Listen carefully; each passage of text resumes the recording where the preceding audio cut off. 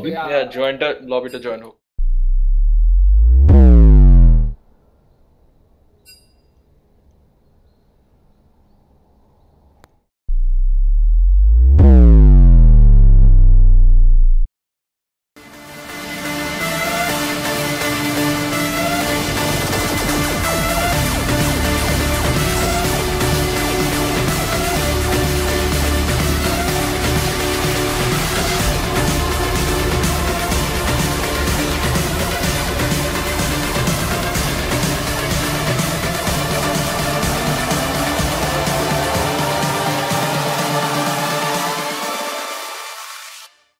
Legends never die.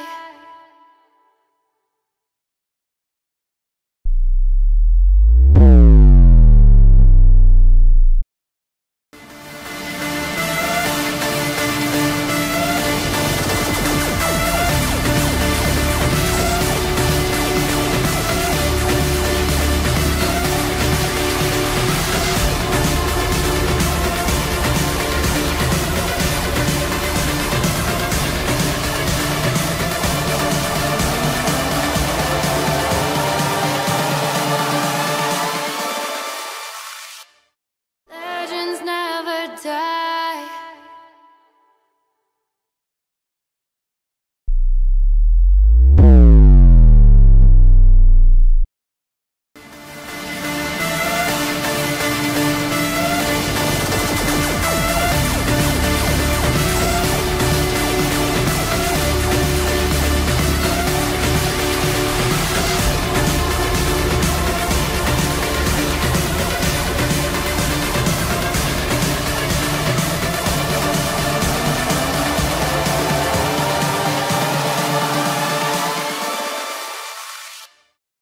Legends never die.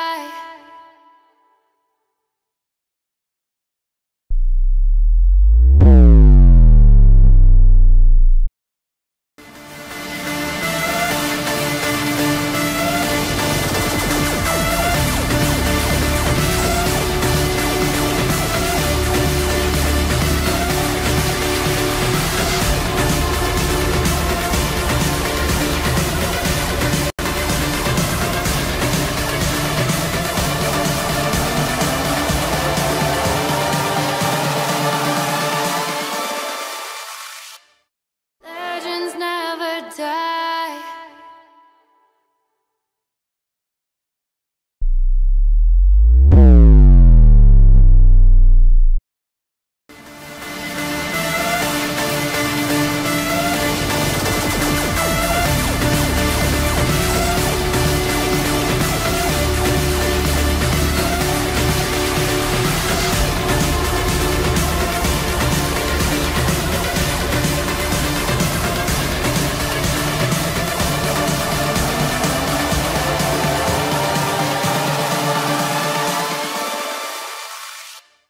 Legends never die.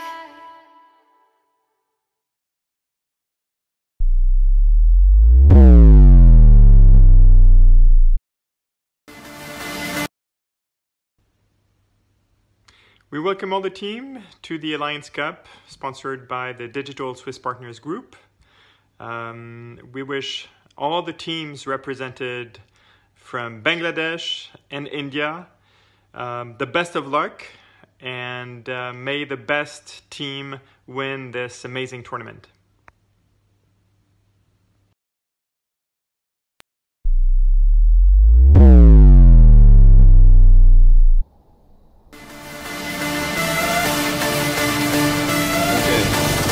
Hello guys, and welcome to the Alliance Cup 2017, sponsored by the mighty Digital Swiss Partners Group. Before we start the tournament, oh god, this is so cringy. Okay, so before we start the tournament, let's start with one of their team members from Digital Swiss Partners, Shadman Sakib Sharbo.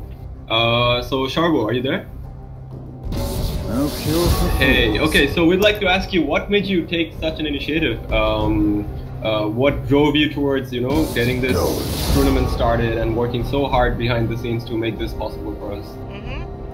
So yeah, I mean, just wanted to work in the esports scene of Bangladesh. So like, I just pitched it with the partners, and they kind of like it. And since I'm also a gamer, I mean, it's kind of in my blood, right? So in everyone else's blood. So yeah, this is it.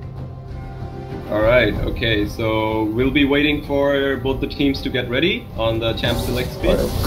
Right now we see them on the Champ Select screen, and already. Two teams have banned 5 champions already. This game is between Nox and VIP. So we see Rengar banned for VIP. And okay, so while they're banning, I would also like to introduce 2 of our casters here, Red One and Hiruku. Guys, say hi. Hello everyone. Hey guys. Okay, so we can start talking about the bans now. It's chill. So you guys have anything? Yeah, well, interesting bans from VIP. Like, they banned Rengar, Jarvan, and Brand. Obviously, they don't want Rengar and Jarvan to go into the jungle because they're so strong right now from the new masteries, and they can pretty much easily one-shot anyone. Looking at Nox's bans, we see Yasuo, Vladimir, and Gangplank. Focusing more on the top lane, but then the Yasuo pick as well. And they've also locked in Zed for mid lane. And he's a very strong champion right now in the meta, so let's see what else they pick. Right, and there comes the Fizz pick from VIP. I'm guessing that's a Fizz mid. For sure. Judging by the bans from Nox, all I can say that Yasuo and Vladimir ban is solely for VIP's mid lane. In the past tournaments, we have seen they kind of like dominated with Yasuo and Vladimir. Right. And you can see his IGN, it's Yasuo. Oh, he's a Yasuo main, huh? Exactly. Yeah. Esoteric pick coming in, very strong support in bot lane, can pretty much turn the tides in their favor, even if he gets ganked 2v3 because of his ultimate and his stun. And we also see a Lucian pick, so they're going for all-out lane bully tactics here. Yeah, I guess with the Zed they're gonna try and play a pick comp, but then again they have Fizz to counter that as well, right? Wow, there comes the Draven pick. Okay, this is gonna be a hard game for Draven when he's gonna have Zed all over him all the time, but it really depends on the team how they protect their ADC. Both teams have to play in that playstyle, I guess, with these team comps. But then again, you have Wukong and Fizz. We're both good at diving, but they're not really good at protecting their ADC. So maybe not picking an immobile ADC would have been a better decision. But then again, let's see what kind of support or top laner they pick. I guess they're going to use that to basically protect the Draven. Or maybe Draven's going to get way too fed to even be killed. Let's see what happens, yeah. Alright, so by the way guys, so tell us your journey. How did you guys get to this stage, and how did you guys start shoutcasting, and did you have any prior experience before this regarding shoutcasting and everything, since you guys are going to be shoutcasting from the semifinals and everything, and there's going to be a competition and all? Yeah, well, so hey everyone, my name is Shahrukh. I am known in game right now as Red Bro Redux. I started playing League of Legends from 2011, and I've been kind of in a love and hate relationship with this game, playing for 6 years now. I reached Diamond in Season 3 and then kind of went on a downward slump because of my university. I shoutcasted in a few Indian tournaments and some Bangladeshi tournaments as well. And when the opportunity came up to shoutcast in a tournament that was of this scale, taking in all of the players from Bangladesh and India as well, that's why I thought that this was a great opportunity for me to experience what the league scene is right now. So that's why I joined up. Right, amazing. Okay, and what about Haruko here? My name is actually Hikari. Hikari, my bad, sorry. Okay, my name is Hikari. You can also call me Subhi, and I am a new player almost. Like, I started playing League in 2017, like this season. Before that, I was a Counter-Strike player. Then I kind of like switched to League.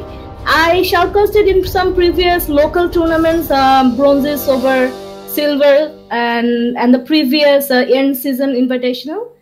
And then I got to know about this tournament, and let's see what happens. I'm very excited. Okay, amazing. So we have a mix and match of experienced players and total beginners. But hey, this is what the scene is about, right? We're from Bangladesh. We're all like this. Some of them are pros, some of them are not. But hey, we all are here to play the game with our hearts. So would you guys like to explain the teams for both the teams, the picks? Alright, so looking at Nox, we see a Xin Zhao jungle obviously incredibly strong right now in the meta, almost OP even, and a Dr. Mundo, something that we haven't seen in the meta for, that frequently in terms of ranked play or team play, but I'm pretty sure Deathlord has a plan in terms of sustaining up the damage so that Lucian and Zed can deal a lot of damage while Mundo soaks up the damage and Taric lays down the stuns.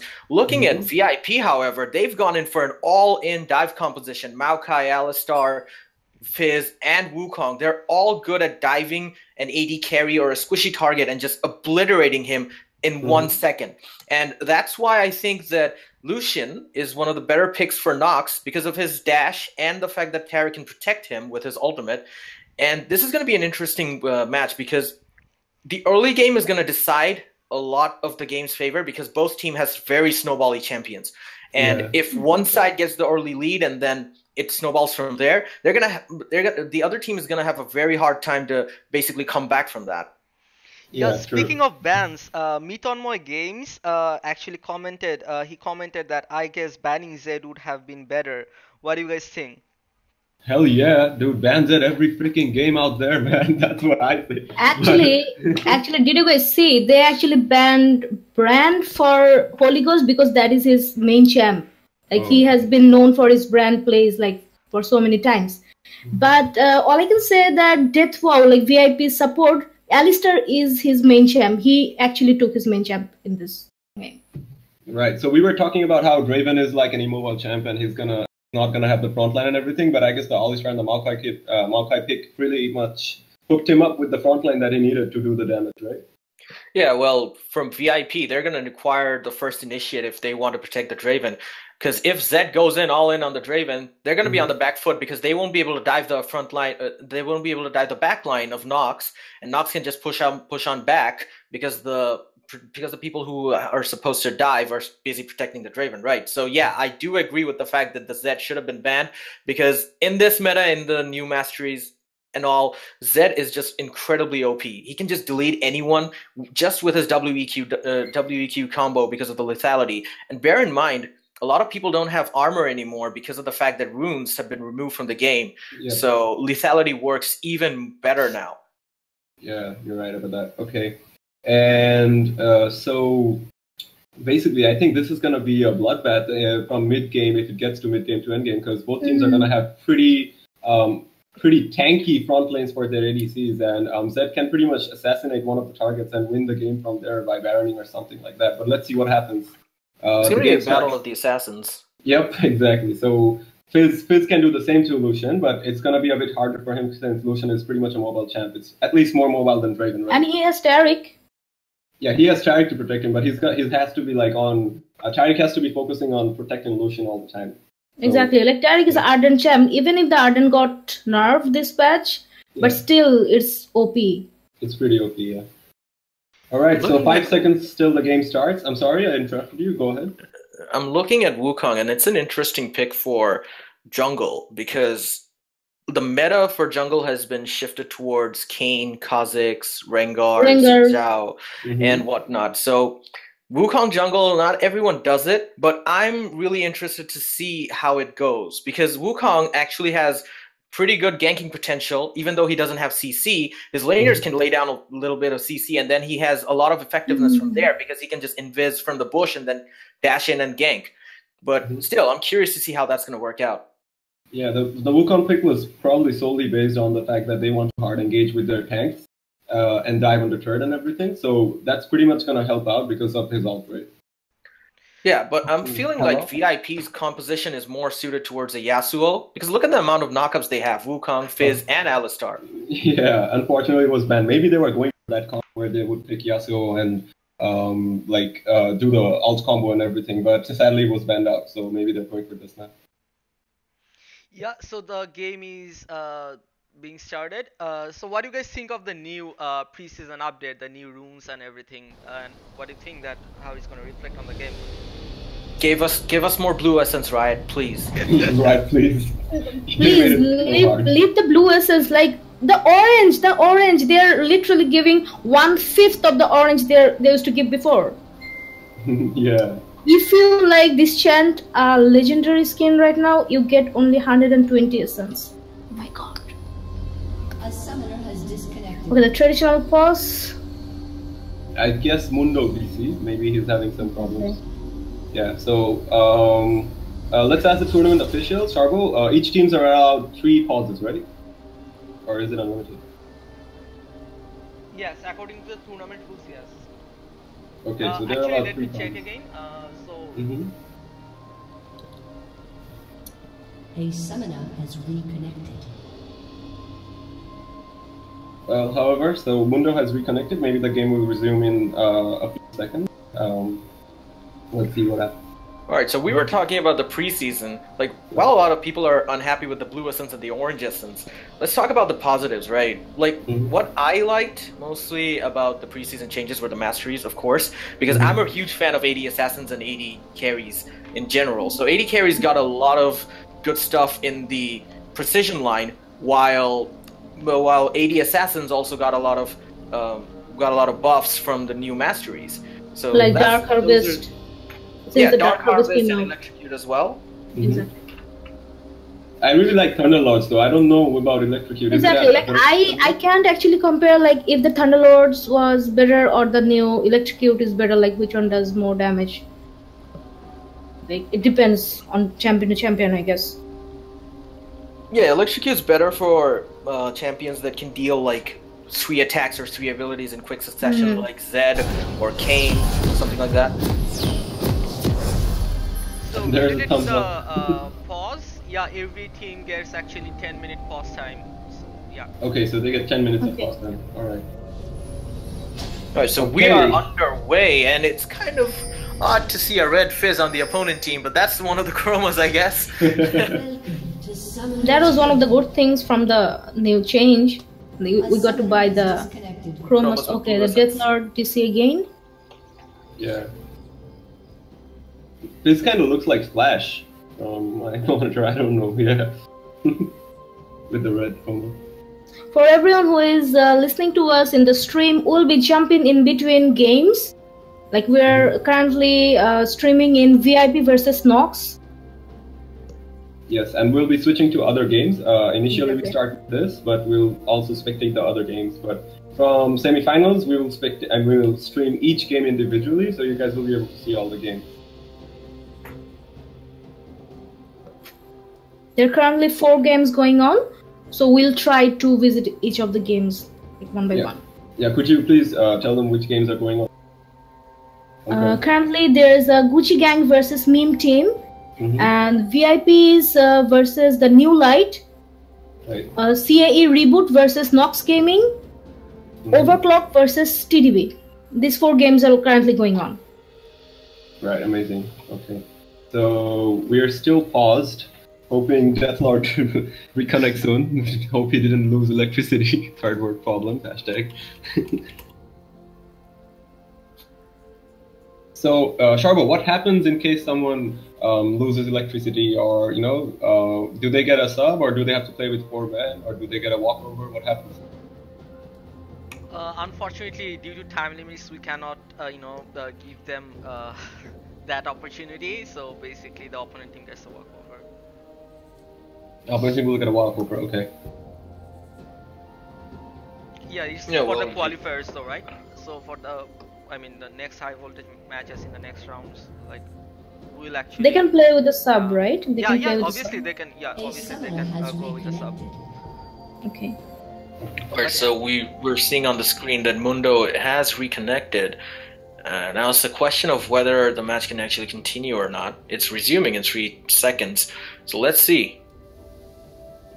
Okay, both teams are pretty much guarding every entry from the jungle 30 to check seconds for until invade. minions spawn. No crazy invades coming from any team right now. Of course, they're going to play it safe because it's literally the first match of the tournament. Everyone has this safeness mentality, so to speak. Like, they don't want to pull off any risky stunts and have it backfire on them, because it's going to be, as I said, decided in the early game. Because if a team starts snowballing, it's going to end up with a very difficult situation for the opponent team.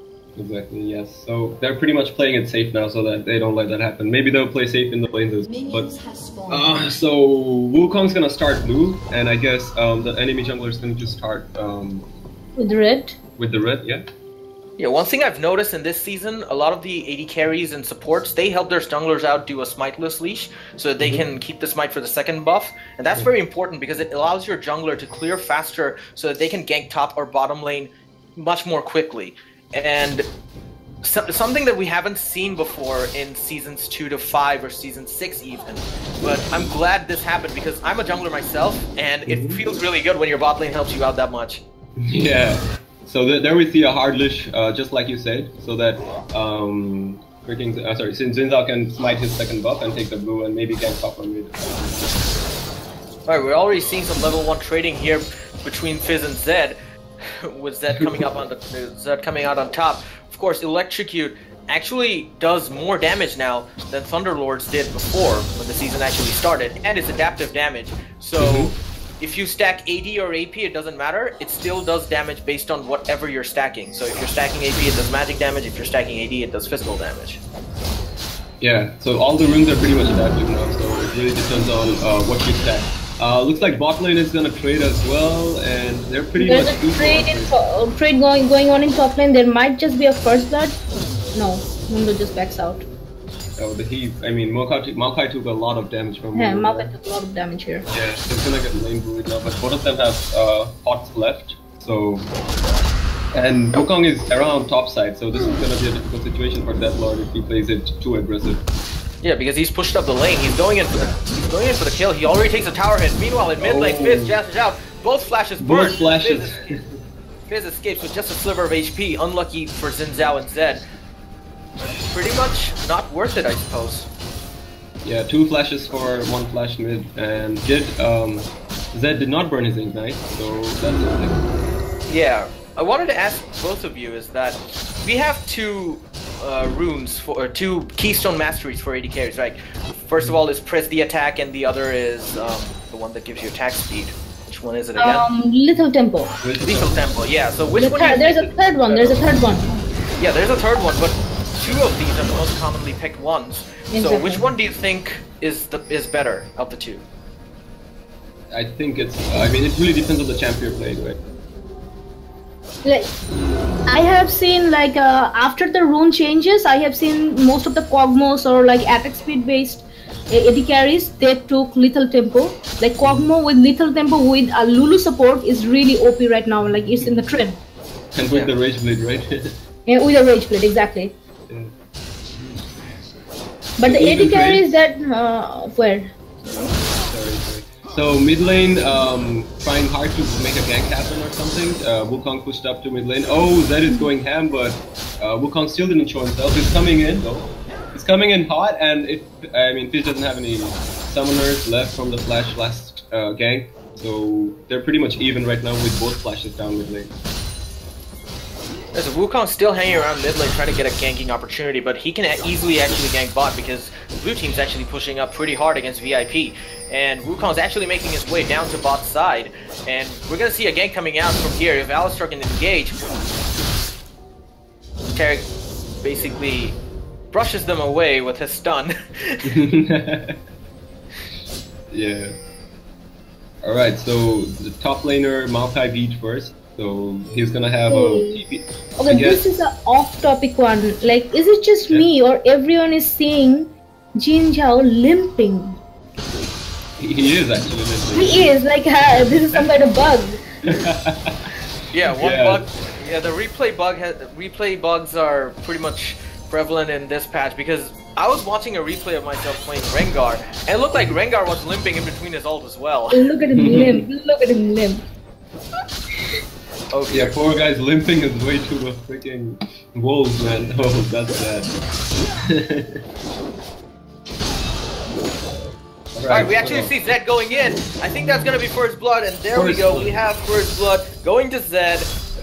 A lot of missing pings coming from blue team. I guess. So that's gonna pretty much put the lane in Zed's favor because he's an incredibly snowbally champion, especially with the new runes masteries, with the new masteries that we are seeing right now. And Fizz is gonna have a really hard time coming back from this. If he gets a lucky pick, or Zed misses his Q, maybe, or if he gets help from his jungler. But right now, I'm not so sure. Yeah, we see Zintao trying to make a play happen top lane. Maybe if they can get Maokai low enough, they'll initiate a dive because Mundo's level 6 already and he can ult, right? So Wukong and Alistar are all on Taric. They just decided to do a cold engage and just back off. I'm not sure if Zintao and engaged on Lucian. He doesn't have any mana left. They're going back to base. I guess they're gonna rejuvenate their manas. Zintao wanted to dive Maokai, I guess, but then they resorted to not because it's not really a good idea. Meanwhile, we see another engage coming in mid lane. Fizz is level 5 while Zed already has his ultimate, so that's a pretty risky engage for Fizz at this point.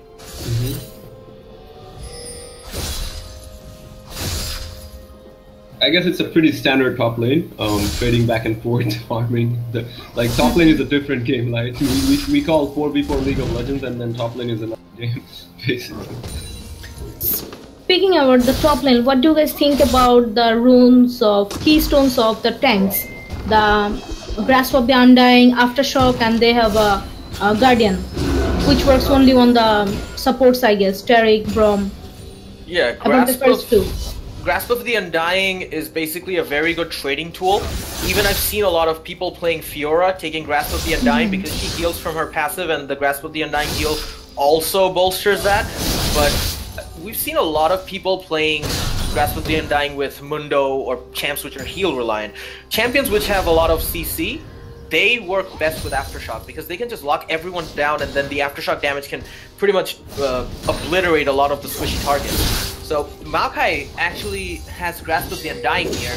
Maybe he wanted to trade more with Mundo, seeing how Mundo regains HP really quickly using his ultimate. So I guess it was pretty much a laning decision rather than a teamfight decision. Aftershock works with Maokai as well. After the grab and ult. Yeah, this is why I was talking about the fact that he could have picked it for more teamfight potential, but he wanted to lane better with Mundo, I guess. That's why he picked it. Meanwhile, the game has been paused again. Oh, and it has been unpaused right away. Okay, Zed can actually go all in on the Fizz and just kill him right now because Fizz is incredibly low. He has to be careful though. Wukong's hovering around mid lane. I'm pretty sure he's aware of that. That's why he's not engaging at all. Yeah, he has been waiting around mid for a while, trying to bait out the Zed ult so that they could engage, but Fizz got way too low for that. We're already in the level 6 region of the game already, and we haven't really seen a lot of influential plays from junglers. Meanwhile, Zed going all in! Flash burn, ulti burn. That's another kill for Zed. Fizz is really having a really hard time in this game because of the snowballs. Oh, okay, and he is rushing Zonia.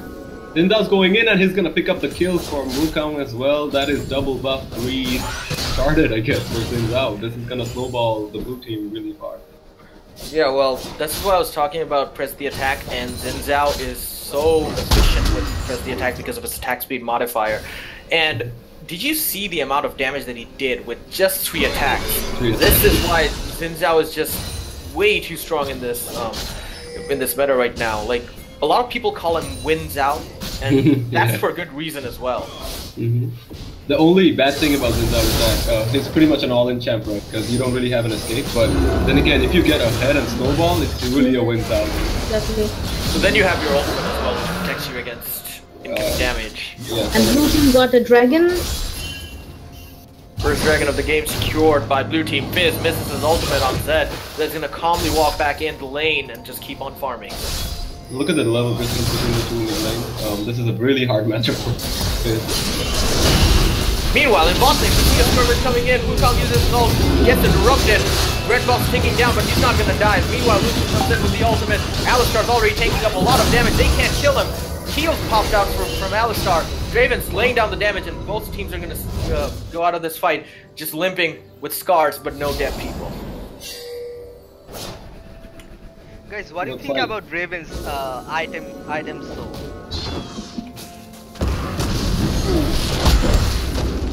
basically going for more sustainability in lane with the Vamp Scepter, and it doesn't really. Oh, we see a really know. 1v1 top lane, Maokai flashed in. Mundo's burning his ult. Both of them will escape with really low HP. And no junglers are inside, so I guess both of them are pretty safe as well, unless... Alright, so... We're talking about bot lane itemization. Yeah. Lucian actually has a BF sword while Draven has a Vamp Scepter and pickaxe. I guess the Lucian is basically aiming for... Wait, he just picked up a Coldfield's hammer. Okay, he's going for Essence Reaver. He's going for an Essence Reaver first, and Draven is probably going for... What is he going for? He's got a Coldfield hammer, Vamp Scepter, and a pickaxe. Exactly, those are like 3 different items. Yeah, I guess he's building 3 items at once or something. Yeah, I guess he wants the lane sustain from the Vamp Scepter and the cooldown reduction from Coldfield's hammer and the attack damage from pickaxe. So he's like, I'm gonna get the best of everything right now. He's ahead in CS2, 109 to 93. So we can actually afford a BF sword and a Vamp Scepter and probably build that into a Bloodthirster because Draven scales really well with flat AD. One thing I've noticed in this game is that Wukong, after every single clear, his HP is kind of really low. This is why I was talking about the interesting Wukong jungle pick, because his jungle clear isn't really that sustainable, and with Wukong jungle, you basically have to get through the first clear and get a kill early. You must get a kill early in order to stay relevant in the game. Meanwhile, Draven taken really low down by Lucian. In mid lane, we see an engage. Zed using his ultimate, probably gonna get 3 curtains for Fizz, and he is. That was a really bad decision by Fizz to 1v1 Draven in mid when he's like 2 levels behind mid. I admire Fizz's conviction. Being 2 levels down, he still 1v1 Zed and actually does a fair bit of damage, but then Zed uses his ultimate, and Zed can easily just dodge Fizz's ultimate with his one. So that's something that they should factor into consideration as well.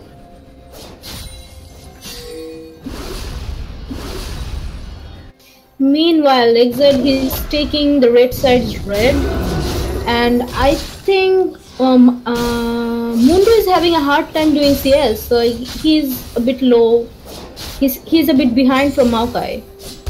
No, Maokai's on 99, he's on 88, so that's like 11 CS difference. I guess it's because of the fact that Maokai has been harassing him pretty much, as we've seen. Like, Mundo had to waste his ult in order to survive even. I guess that aggressiveness from Maokai, that Grasp of the Undying Keystone Mastery that Maokai picked up, really playing out in his favor in the lane.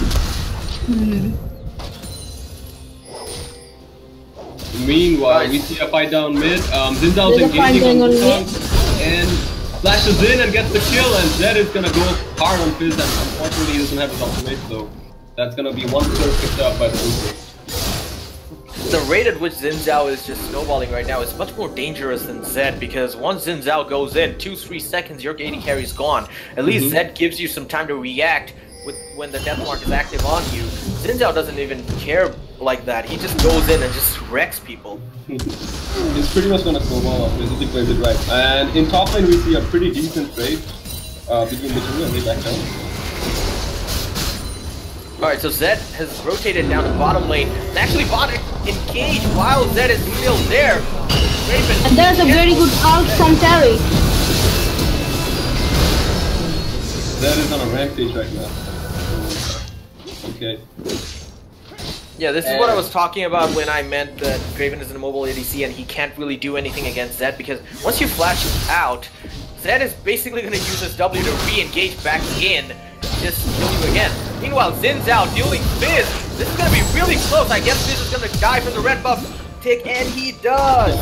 That was really close, but Wukong can pick up the kill, wastes his ult. Is he going to hit him though? He does, and gets the shutdown on Xin Zhao. And that's the first kill for the red team. Okay, so that was the first kill. Alright, so there were so many kills, we forgot the fact that VIP haven't secured a kill yet. Exactly. And they have already lost the tower. The blue team, they have taken the first tower of the game. Mundo's getting squished between 2 targets right here. There you go, Wukong picks up the kill, easy peasy. Yeah, well, the only lane that's going in favor of red team at this point is probably top lane. Yeah.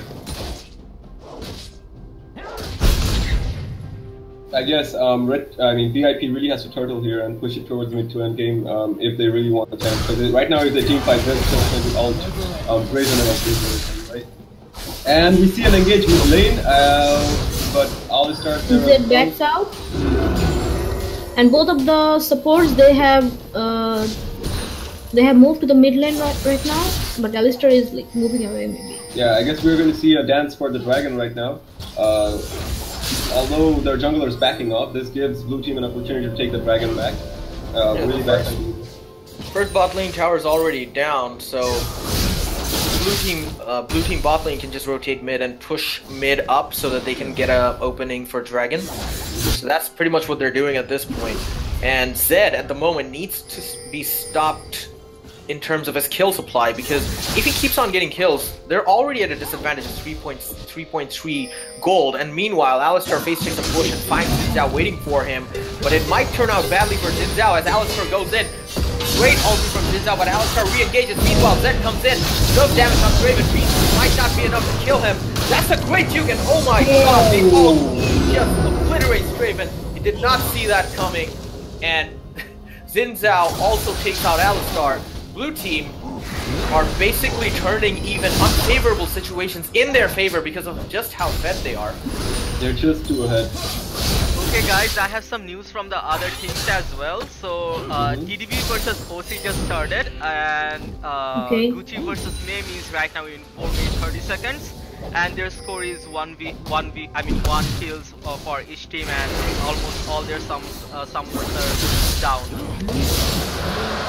Okay, so that seems to be a pretty nice game. Meanwhile, Fizz is getting bagged with lane, but and the blue team, they'll be taking the tower as well. Even also there is another hyped up match going on Nox versus Kai. So Nox has 1 kill and Kai has 8 kills. So whoever is like viewing right now the stream, just let us know if you just wanna see the other games as well. So we might just be there. What I hear from the admins that Nox and Kai MC is just going to hype right now. Alright, meanwhile in bot lane we see in top lane we see 3 people pushing hard against the Maokai. Guys in the chat, please let us know if you would like to see the other games as well so that we can switch to that. Maybe this game is done for, maybe it's not, maybe it's gonna be pushed to the late game and we'll see red team coming back maybe. But however, just let us know if you guys want to see the other games so that we can switch to that as well on the comment section.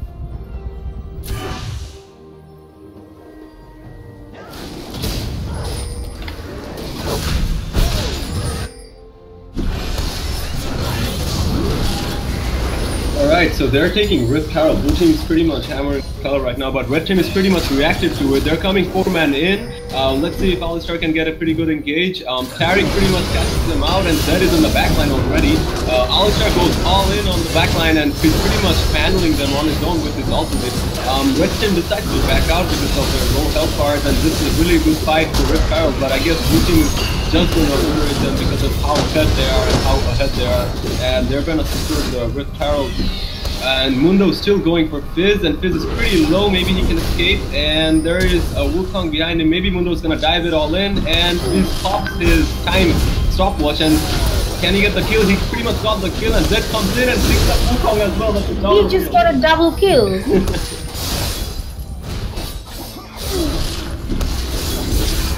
Meanwhile, Zed releases Rift Herald for mid lane, I guess. Lucian and Tariq pushing it all the way. This is gonna be the first hit by the Rift Herald, and mid lane tower is secured while they are and the mid tower is on. Well. They're pushing top as well. They have done a really good 3-2 split push. Team push, exactly. And they came up on top. Red team did not have any turrets yet from the blue team, and they pretty much took out 5 turrets already. So all the turrets from blue team are intact, and it's only like 20 minutes to the game, and the score is 13-2, and the red team they are behind almost 10k gold. Yeah, it's gonna be really hard for them to come back. It's gonna be really hard for them unless they come up with a very good comeback. Unless blue team they make some great mistakes, I see this is a dead match. It's gonna take like 3 or 4 more team fight losses Exactly. to come back from this. But that seems very unlikely with how fed they are. Even if they make like 2-3 mistakes in one fight, they can just make it up with the fact that they're incredibly fed at this point. Because look at Xin Zhao, he already has a Phantom Dancer coupled with the Skirmisher Saber and a Phage. And that's gonna deal a lot of damage, and Zed already has two Like- lethality items completed. Exactly. Like even if like Wukong has like 2 kills, he picked up 2 kills for the red team. Like, you look at his CS, he's almost like halfway behind from Xdead. And Zed picks up another kill on the enemy jungler, Wukong. Unfortunately, Wukong isn't working out that well. Like we said in the earlier games, I mean in the earlier times, that Wukong jungle, we're not really sure about that. It isn't that good. But Yeah, however, this is why... Oh, go on, I'm sorry I interrupted you. no, go on. Basically, when Wukong saw that he wasn't getting any ganks or getting any kills early on and the enemy team was snowballing, what he should have done was actually go for a much more tankier build instead of building damage, because he's not getting the gold supply to sustain that, nor is he being snowballed to oblivion in order to sustain the level advantage that is required to actually obliterate 80 carries or tanks for that matter. So a more tankier build could have helped VIP at that point, but hey, we're all talking in terms of what could have happened and if that happened. But what's important now is that blue team is pretty much snowballing this one out of control. Pretty much. And let's see, the red team, I guess they're trying to group up, and they pretty much have to avoid team fights right now. They have to like go for picks and everything, but then again, the blue team is pretty much sticking together to avoid that from happening. They're not getting picked anywhere. Really smart plays in terms of objectives from blue team. Like, they know that they're fed, but they're still systematically taking down every single objective. You think about towers, you think about dragons. Now they're actually going for the They're going for the Baron. And there's no way red team can stop them. They don't even have vision over other than but They can't contest for this. yeah, but however, let's see if someone tries to go in for the hero steal. However, they won't get the hero steal, and No, I guess Wukong wasn't there. yeah, Wukong was not there. And they're gonna shove up top with 2 waves, it seems. Yeah, the Baron assisted minions will pretty much render red team's factors useless. Oh, they're but waiting then in the again, bush. we saw that they were waiting in the bush, but then they were too scared And in case Exit this now goes goes in. in. This now goes in, still pressing the attack on as his own mastery. And there Alistar comes keeps the it carry at down. bay. Oh, this is really unfortunate. They really can't do anything to them because of how good they are, as well as the Tariq ult and everything. And they're just gonna shut up. Zed just flashes in, WEQ, bye-bye Wukong, and Mundo goes in. It's on Draven right now. Flash is coming out, Alistar gets a 3-man knockup, but Draven's in pretty big trouble right now. Tariq is all over him, as the Mundo as well, burns the flash. Alistar is really low HP at this point. Right now, Draven And in might the get top picked lane, off. Zed picks another kill. It's gonna be an ace from blue team, and that should decide the game. Exactly. GG guys, this is the first game from the Alliance Cup, and pretty much we saw that one team has dominated by snowballing the whole game through mid and their jungle. What a game! This was a pretty decent game, and no BMs from the enemy. I mean, no BMs from the team, which is amazing to see. Good job, guys. Good job, guys. A very nice win for the blue team. Meanwhile, let's take a 2-minute break and let's try to switch on the other games. Exactly. We'll be right back. Alright, thank you guys.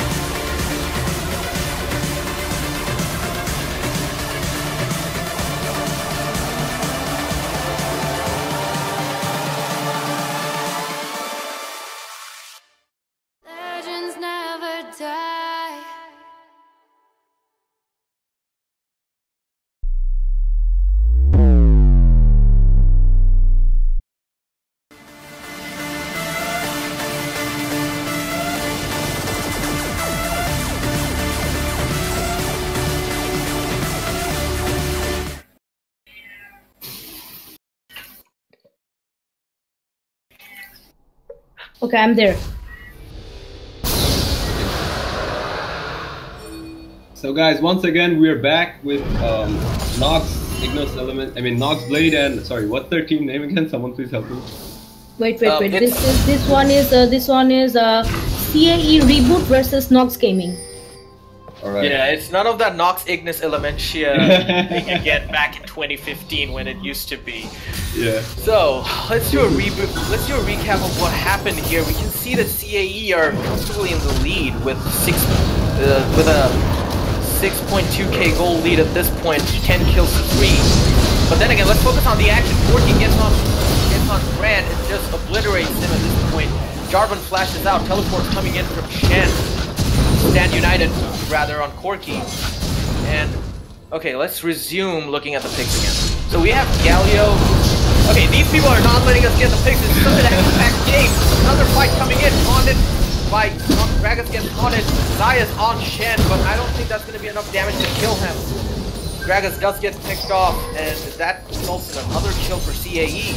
They're pretty much steamrolling this game as it seems.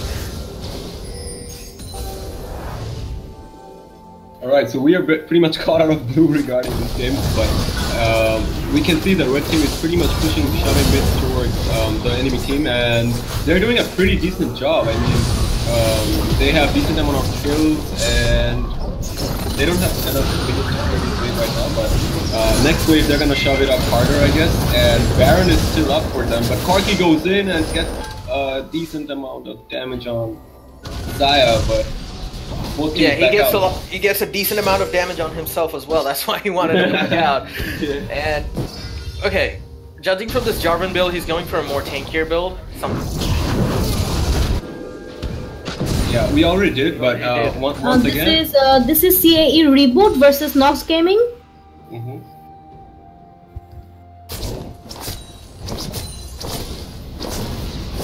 Okay. Wow, that even makes it more awkward. Whatever. Okay, so the blue side is basically Nox Gaming. The blue side. Yeah. Yeah. So J4 is going for a more tankier build in this game, something that we haven't seen a lot in this season because a lot of the Jarvans they build really assassin-ish builds. Like let's say they'll go for Skirmisher Saber and Black Cleaver and then probably a Titanic Hydra, and then they can just EQ and then ulti and AD carry and they'd be just gone in like 1 second. But this Jarvan is going for more of a traditional tank build, which I really appreciate because I used to play Jarvan a lot as a tank back in Season 2. A lot of people did. So I guess this is an interesting comeback for J4. And talking in terms of picks, we see a Shen pick. Now he's one of the more stronger top laners right now in this meta. What do you think about that pick, guys? Sorry, which one? The Jarvan pick? The Shen. No, the Shen versus Galio. The blue team took Shen against Galio and he's on 0-1. He is also behind in CS, I guess. Yeah, but what do you think about Shen's place in the meta at this point? I think Shen is a pretty decent top laner. I mean, his ulti is pretty much utility, but I'm not sure about how it fares up against Galio. It really depends on how well you play the lane, I guess. But overall, I would say that Shen is a decent champ this meta, but I don't really know why. But I've seen that Shens get pretty. If they get pretty ahead, they're pretty unkillable. Yeah, Shen. I guess the Shen pick was to counteract Galio's heroic entrance because Stand United is pretty much global ultimate and it kind of mimics Galio's ulti as well.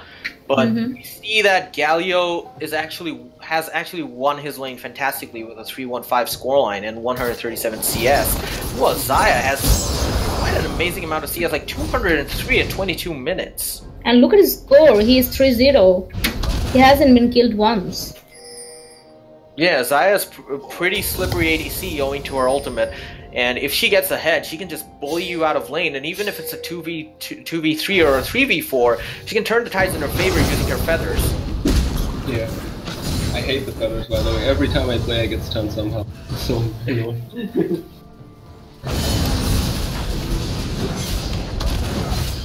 Alright, so at this point we're seeing that all of the towers of blue team, all the outer towers of the blue team are already down. So that gives all of CAE's laners more flexibility in terms of where they want to go and where they want to push. Like if there's an objective that has to be contested, let's say Dragon, they can easily just go there by pushing up a lane, and that's gonna have Nox going in. But then we see an engagement. There's a fight going on the mid, and Brand picks up a kill. Brand picks up the kill on Corki and then stuns Gragas again. This is gonna be another kill for Brand, I guess. Gragas just gets away just in the nick of time using his body smash. Yeah, And look at his HP. He has only like 40 HP left. Yeah, Like that was really close call for him. Very close call, and Brand played it so well, landing 2 consecutive stuns on Corki and Gragas. Blue team's turret has been destroyed. I guess they will be heading towards Baron now, maybe to clear it, or they can start it if they wanted to, because they're pinging it. They're gonna go for Baron right now. Alright, so it's a Baron call from CAE. They feel really confident about their ability to take this one at this point. Now, Shen, but there's a TP from reported in. Okay. Corki is Corki started out, just got off guard. and Xayah gets almost taken down to half it. Almost taken down to 25% HP. Heroic entrance goes in. Shen gets taken down. Galio gets a double kill. Blizzard is in trouble. Roman is trying to get out of this. Ezreal, but a lot of slows, a lot of stuns, a lot of CC coming in. But Ezreal is one slippery ADC, and CAE can easily just resume taking this Baron from now on, while Grant pushes up the top lane inner turret so that they can get more extra gold from that. Exactly, that's a free Baron for the red team, and Brand is pushing the top lane. And that was pretty much a lost trade for the blue team. They lost 4 of their members in that team fight. Yeah, it was going pretty well for blue team. Xayah got really low, but then she pulled out the ultimate and everyone just suddenly just melted. that's what a Xayah who's ahead can do to the enemy team, because they didn't get the chance to build enough armor or anything yet, so Xayah can pretty much melt through them right now. And that's how powerful a Galio can be if his heroic entrance is used appropriately in the right places and right times, because he used it on Xayah, and that pretty much also helped her escape from the damage incoming from Nox. And from that, it was just a slow trickle down of taking down each individual member of Nox for CAE, because they're just so fed at this point right now. Looks like Lizard wanted to get a ward down there, but it gets insta-cleared, the red team. Yeah, Rakiel just gets the ward cleanly off. And Infernal Drake is up right now, and they can't see the ward because of the ping placement maybe, but the blue team has a pretty decent idea about that fact when they're taking Infernal Drake. But it's going to be picked up by the red team, however, because there is no one close enough to catch it. Ezreal does throw out an ult, but too little too late.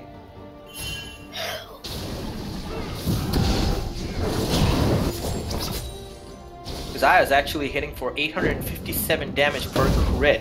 At 26 minutes, that's pretty much insane. It's gonna 3-shot any sort of squishy champion at 26 minutes. Only 3 auto attacks, 3 crits, and you're done for. Okay, the game was paused and it's getting resumed as well as soon as they paused it. But judging from last team fight, if Nox turtles up and tries to not concede any more kills to CAE, they might actually stand a chance of having a comeback, because Ezreal is 180 carry that scales incredibly well in the late game. They also have the tools to protect Ezreal from the diving and the damage that CAE has in the form of Stand United from Shen and Lulu's ultimate, Wild Growth.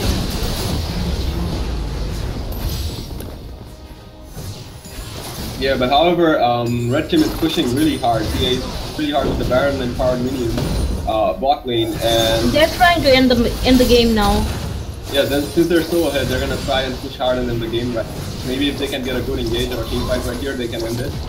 But yeah, I'm not surprised that they're pushing so hard. I mean, look at the trade difference between Xayah and Ezreal. Ezreal landed 1 Q on...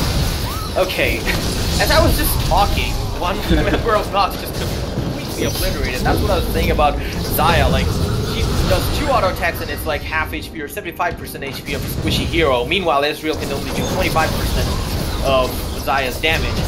Corki gets a lot of damage put onto him, and he has to disengage from that one. Meanwhile, taunt coming in on Galio. Gragas gets incredibly knocked up. Stand United coming on Gragas. Corki still at the back, sustaining heavy damage, while Ezreal can't really do much because if he goes in, Jarvan can engage on him or Galio can engage on him. They have to leave this and basically be forced to abandon their inner Nexus turrets. Okay, that was a weird Janna ult. I mean, that's the first time I've seen Janna missing his ult. But hey, whatever, they're just winning the game out of that. And blue team pretty much can't do anything. Maybe they're trying to pick up Galio, but the enemy team is just going for the Nexus, and that's the game. That's pretty much the end of the game. So CAE picks up the win against Nox. Another snowbally game, that's what we said. That's what we saw. Yes, and meanwhile I have some other updates. So on the other end, the match between OC and TDB, Overclocked got 6 kills and 10 kills on TDB's side. Maybe we can watch that, and let's take a 2-minute break again so we can start spectating it. And also I have some other updates from our Indian part. So I just wanted to give a huge shout out to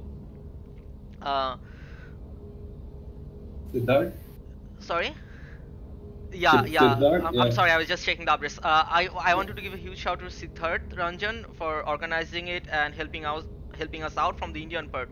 So as for the Indian qualifiers goes, the game between C4 Gaming versus Invaders, the OP Newbies own, and they're in the next round. I'm sorry, the game between OP Newbies versus a Vision, OP Newbies own, and the games between OGS and TGG, the OGS own, and the games between Hindustani AF versus Relaxi in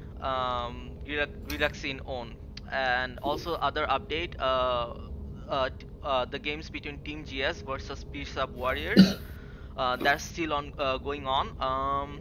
The games between the pro players versus today on Korean server, own. And the last 4 matches between One Mac Chicken versus White Shadow own, and the game between Pro Leg Gaming versus Swiss Squad, Pro Leg Gaming own. So this has been it so far from the Indian side. Let's take a 2-minute break, and let's see if we can spectate. Before we take the break, we take the break, Shadwan, a lot of people are talking about the Red Vipers game. Can you tell us about when it's gonna be? Yeah, it's gonna be. It's going to be starting like it's supposed to be start from 10, so 10 p.m. Let's see how we can manage this. All right. Okay. All right. Okay, let's go to a 2-minute break, and let's see what is happening on the other end. All right.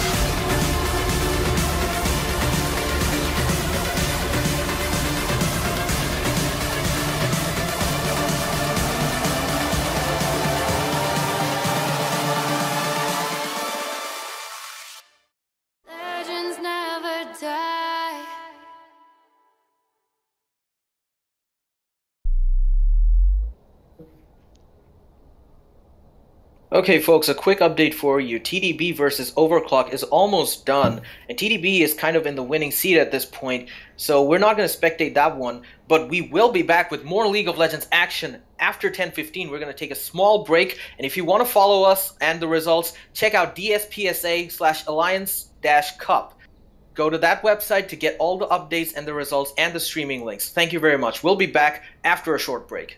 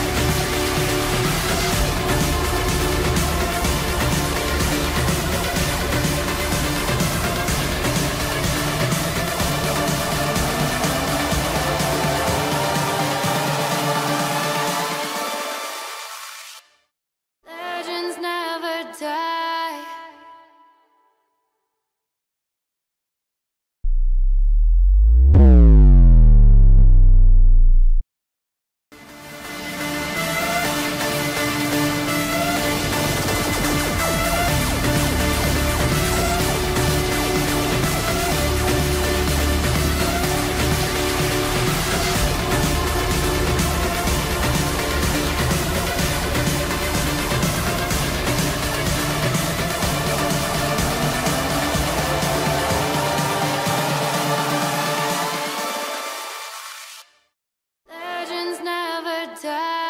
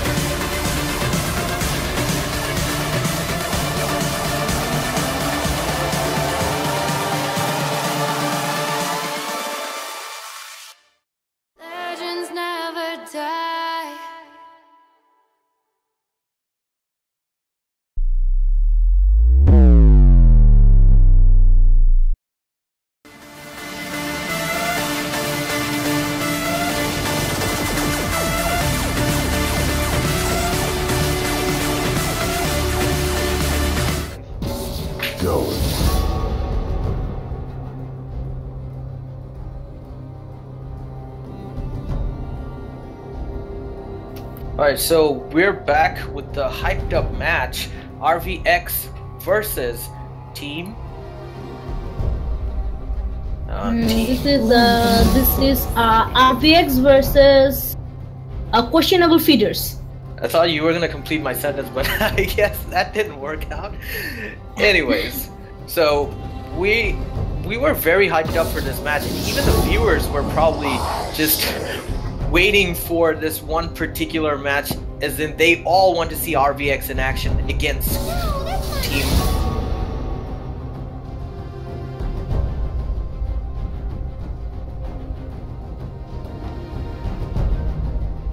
Okay, so let's talk bans. First of all, we've seen that Brand ban has come out. Then we have Braum and Thresh. They basically going more of a support banning strategy. Yes, because Sugar Nurse, I mean the previous caster Rafid, he kind of mains Thresh. That's why like they kind of use that tactics to ban Thresh. We see that obviously RVX Seeker's traditional champion Riven being banned, the first ban of every single game. I don't think Seeker has been able to play Riven in any competitive game since the start of his League of Legends career. He's just that good on Riven, and if you let him pick that champion, you know he's going to wreck. Okay, Red One, who you are cheering for this game? I'm gonna go for the questionable feeders. My money's on RVX in this game. Okay. I'm just gonna go against on the odds, right? So yeah. My money is on RVX, but my heart goes on to like Jana. Like look at his name. The crowd is going nuts over that name. Yes. So, interesting fact, the questionable feeders is a mixed team, so the players are from both Bangladesh and India. So just to let you know, so from Bangladesh, we have Sugar Nurse, we have Sound River, and we have Deer Trox. And from Indian part, we have Hugh Kaiser and Jana. We kind of guessed that from his name that he is from India, and he's a big Salman Khan fan. Yeah, but that's beside the point. Let's talk picks here.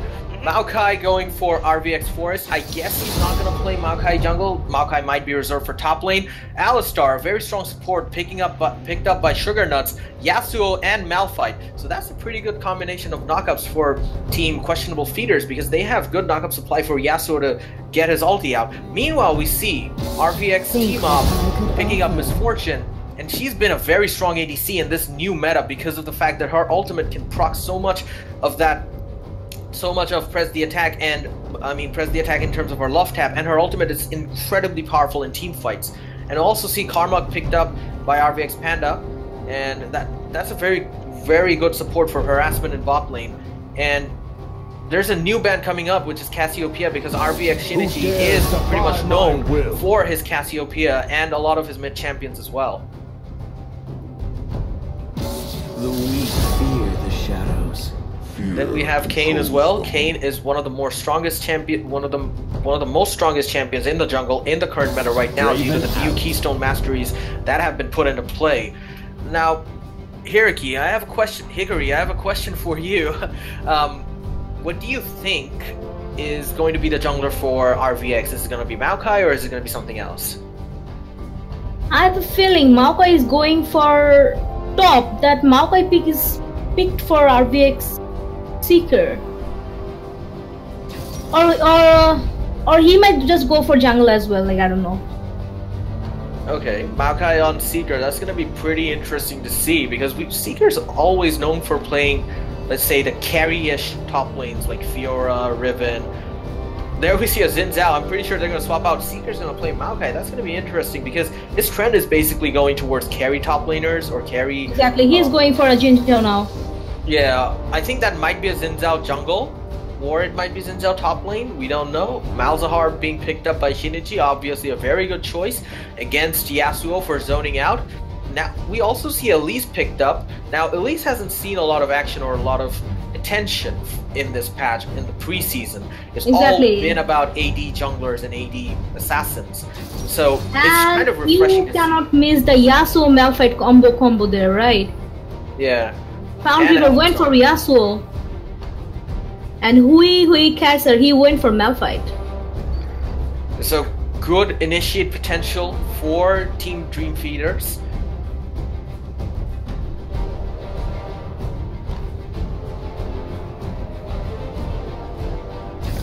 Here we're seeing the Varus being picked up. Varus actually got an interesting lore change recently. He's actually 3 people in the body of 1, a Darkin and 2 Ionian archers. That's kind of interesting. And it is going to be Xin Zhao jungle and Maokai top lane. So yeah, we've seen Xin Zhao being incredibly snowbally in our first game. So hoping RVX Forest can replicate that sort of feeling in this game as well. And both teams actually have really good ganking potentials for their junglers and in their jungler kits as well. But from a team fight perspective, from a purely team fight perspective, I think Red Team has much better engage because of Malphite and Varus.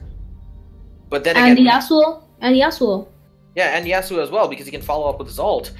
But we'll have to see where the snowball ends up, because whoever starts snowballing is going to pretty much win the game.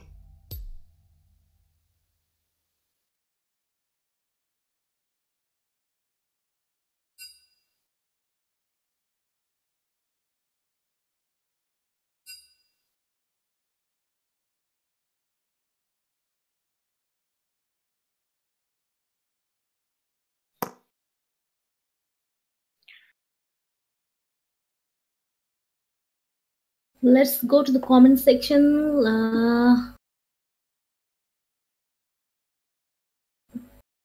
Okay, Ferdinand Nazwad, he said this is an easy win for the Sound River, where Sheikh Joy, he said RVX gonna win anyway.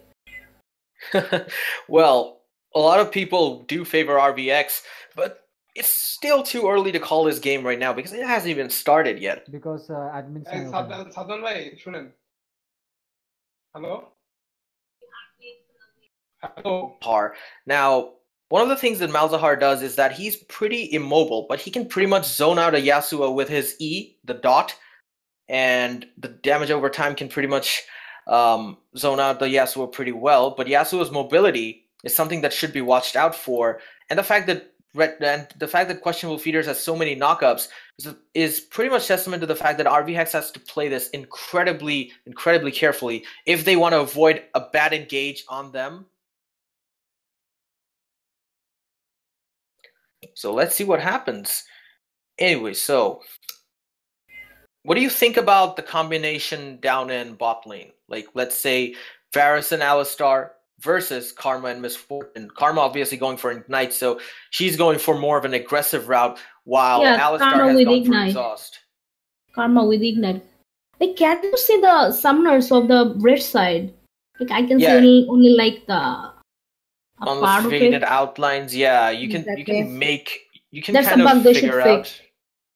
You can kind of figure out what you can, what they have actually picked up. What?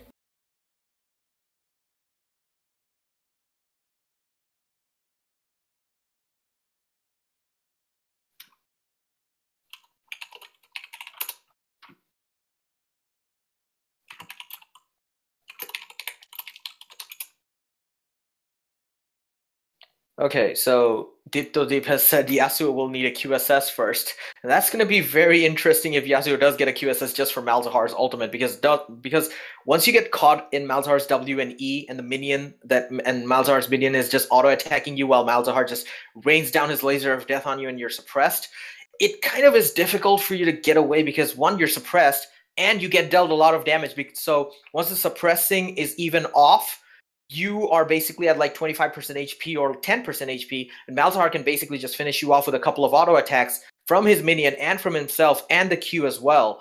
So that's something that has to be watched out for. So it's going to be a quick race to level 6 for both Yasuo and Malzahar at this point. So we're into the loading screen, and let's see the Keystone Masteries for them. Misfortune going for Aerie. That's a very interesting Keystone Mastery picked up by Misfortune, and a lot of people are actually picking up Aerie for the raw damage output on per auto attack. Actually, I can say this that Misfortune with Ari, this is the highest picked keystone in the Korea meta. Recently, Misfortune and in some cases, Jin, they are picking Ari for the proccing the Q. Yeah, basically, if Misfortune sets down her E, it's a lot of damage, and it cannot be dodged because you're just slowed down, and that kind of triggers Airy as well. So, yes, that's a pretty good combo. Comet being picked up by Malzahar. I guess Comet does need a buff in terms of damage output because one, it's a delayed damage done to a target champion after they've been damaged by a spell. Plus, it doesn't really deal a lot of the damage. I think Airy is better for more consistent harass, and Comet is better for more burst.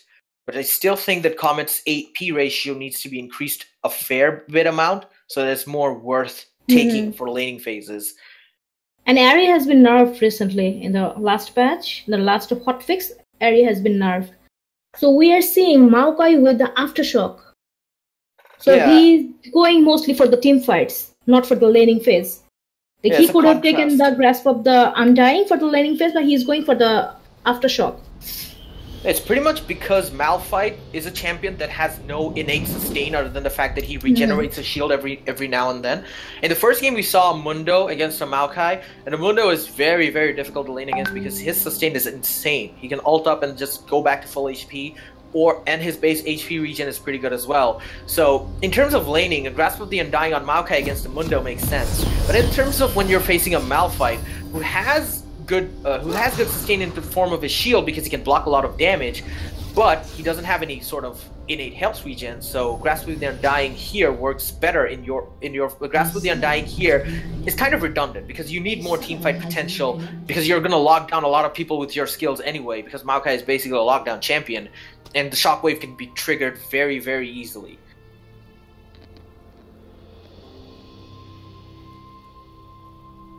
Alright, so we're starting off. Yeah, we already see a pause. Yes. Yep. Maybe someone disconnected, I'm not sure. We last saw someone reconnecting, so let's see what happens. Yeah, it's very unfortunate for us. I mean, the ping issue and everything. I mean, if everything would be fine, I mean, the ping issue is a very bad thing right now. So, yeah, but we all know, like, you know, I'm hearing these rumors regarding the Riot server in India. If that comes in, the league scene will be, you know, much more better in both of the countries. What do you think regarding that? The Indian server, the rumors. Okay, so I don't know about what's gonna happen if the Indian server does come along, what kind of ping we will get and what kind of ping we won't get. But what I can say is that the league scene needs to have much more players in these two regions in order for an Indian server to be feasible. Because at this point in time, a lot of people struggle to find matches at higher elo in this server because of the lack of people in higher elo. So once an Indian server comes along and segregates us from the Southeast Asian region, I'm not sure how it's going to work out in terms purely from a matchmaking perspective. From a competitive perspective, it does make sense because we're both neighbors and our playstyles are pretty similar and we improve together. But from a matchmaking perspective, I'm not too sure about how frequently we're going to get a game or not. So that's something that I'm concerned about. Okay, the match has begun. I'm really excited regarding this. So I'm seeing some And comments. there's another So DC. Fartinas what says the casters need to hype up, boy, shout sound reverb up more. Okay, Sheikh Joy says hearing the rumor for so long. Yup, same thing here. And Deep to Deep says GG Indian server. Okay, I'm actually reading the in-game chat. The Malphite said, to Maokai free from lane please, I'll pay you after the game. Okay. Okay. Regarding all these disconnects, it just shows how resilient Bangladeshi gamers are, that we face load shedding time and time again. Our internet gets disconnected at random times and we face really, really bad pings in the Southeast Asian region server. Despite that, the will to continue playing and still make teams and improve upon ourselves, despite all the hurdles that come towards us is truly a testament to the fact that Bangladeshi gamers are probably one of the most resilient gamer bases in the world, actually. By any chance, Riot, if you guys hearing us, or if you guys hear us by any chance, please give us a server, right? Or get us better connections. Like why? Like why? To write more like calm 1v1 after the game. Calm IRL in real life. I think that's more, the toxicity issue is more of a worldwide issue than just a specific region issue. Like, when I used to play in North America, there used to be really, really creative forms of toxicity, not to mention the creative forms of insults that the Southeast Asian people also come up with. But it's not actually a country-specific... The game actually started? Yeah, the game has started, it has resumed. No invades coming up from any side, no crazy plays. Of course, first match of the tournament. Only the Alistair playing his bells in the mid lane. That's a new form of BM. I love that skin. Yeah, the Alistar skin playing his bell. It's just that sound is so tilting, right? Ting ting. Yeah, I know. It's really annoying when he does it in lane, but when it's in mid lane, it's like, who cares? It's just the beginning of the game. He's only coming to like bang his bell in mid lane and nothing's gonna happen. So pretty standard start for both junglers. RVX4 is going to start off red, and Dr. Trox is going to start off with the blue. And both teams are going to give them a Smiteless Leash, of course, as we've said in the first game. And hoping for a much more aggressive bot lane, because Karma has Ignite and it's Misfortune, so they want to go aggressive. They have to play aggressive. And Malzahar, he's already laying down the harass on Yasuo and just pretty much trying to zone him out of lane, get level 2 first. And top lane is going to remain as stagnant as ever come on, because it's a Malphite versus a Maokai. Both of them are like, what, 0 damage champions early game, so it's only going to be tickles all around in top lane. The top lane is basically going to be a farm lane, unless the jungler ganks. Okay, so we see a flash burn from Varus. Obviously, as I was saying, RV's bot lane is going to play extremely aggressive because of the fact that they have a Karma and they got level 2 before. Now we see Malphite and Maokai tickling each other to death, but no one comes out dead and they just walk away with wounds. Meanwhile, Alistar engages, Varus doesn't follow up. Karma goes in with a Q. Xin Zhao up at top lane, level 2 gank. Maokai's in trouble. Malphite's in the trouble, and at this point, Maokai's skills are on cooldown. Flashes in, gets the third Q proc. This is first blood for Xin Zhao. Great play. Meanwhile, in bot lane, we see a gank coming from Dr. Trox. Flash burn by Panda. Dr. Trox engages back in, but decides to leave it behind. RVX Panda escaping, but barely so.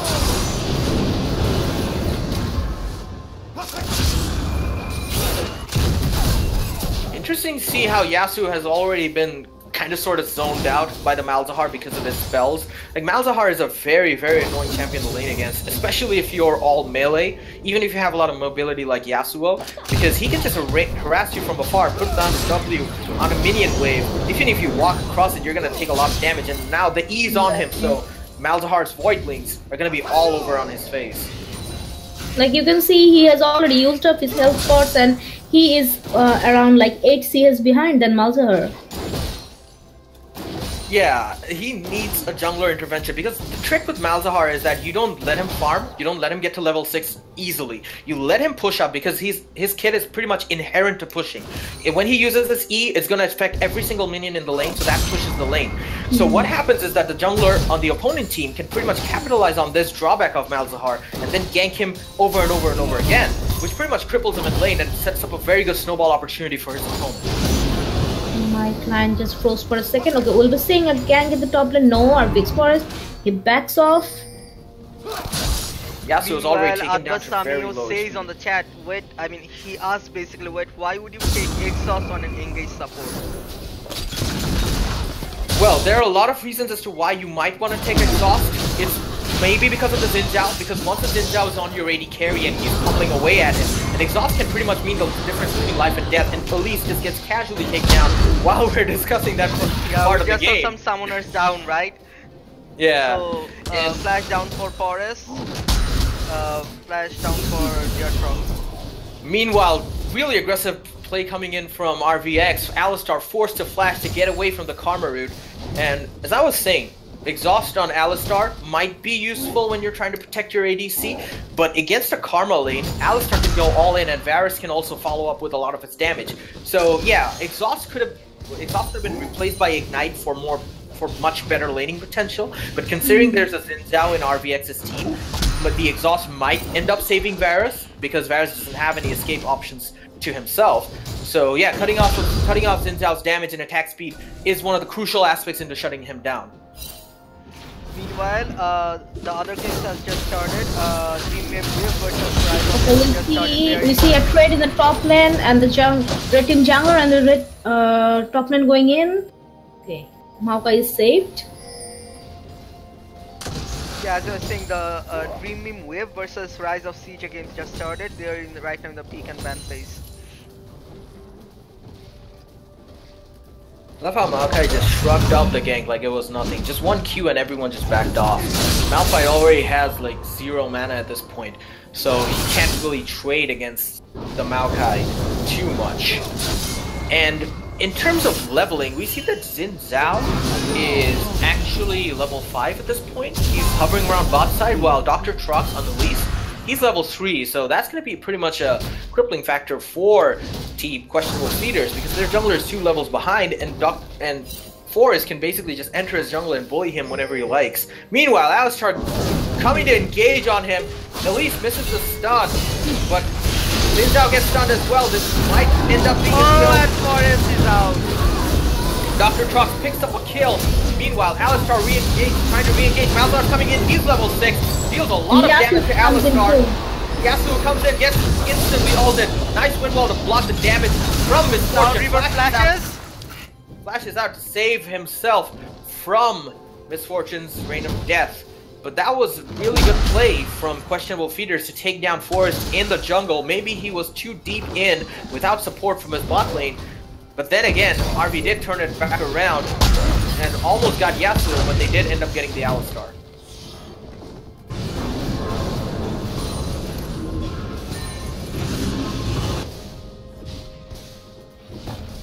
Alright, so Maokai is pretty much winning his lane at this point. Malphite is struggling to keep up with him because at this point on, mana management is pretty much a very, very important part of this lane matchup. And Maokai, with the extra damage from Shockwave, has been whittling down Malphite's HP from the get-go.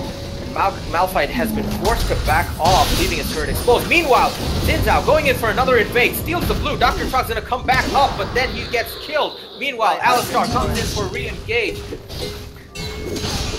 And there's a follow from Yasuo from mid lane. Yasuo has the ultimate. Xin Zhao might flash away, he does.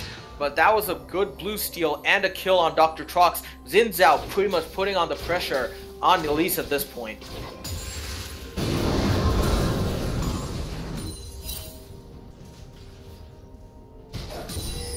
Alright, so they've been pushing up mid lane and just going to camp the jungler pretty much, because we see Xin Zhao is going for Dr. Trox, Elise is blue, but red, and mid's also pushed up, and that's a critical aspect to counter jungling strategy, because if you push up the mid lane, the opponent mid lane has to sit under tower and defend it in order to prevent damage to the tower, so he can't come and help that easily if the jungler gets attacked. That's what Xin Zhao is aiming for.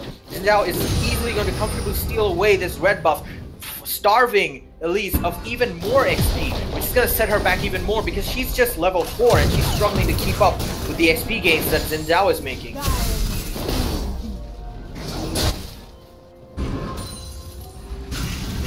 Since the jungle meta changed a bit, if you don't get the red big buffs, you'll be lagged behind a lot of experience.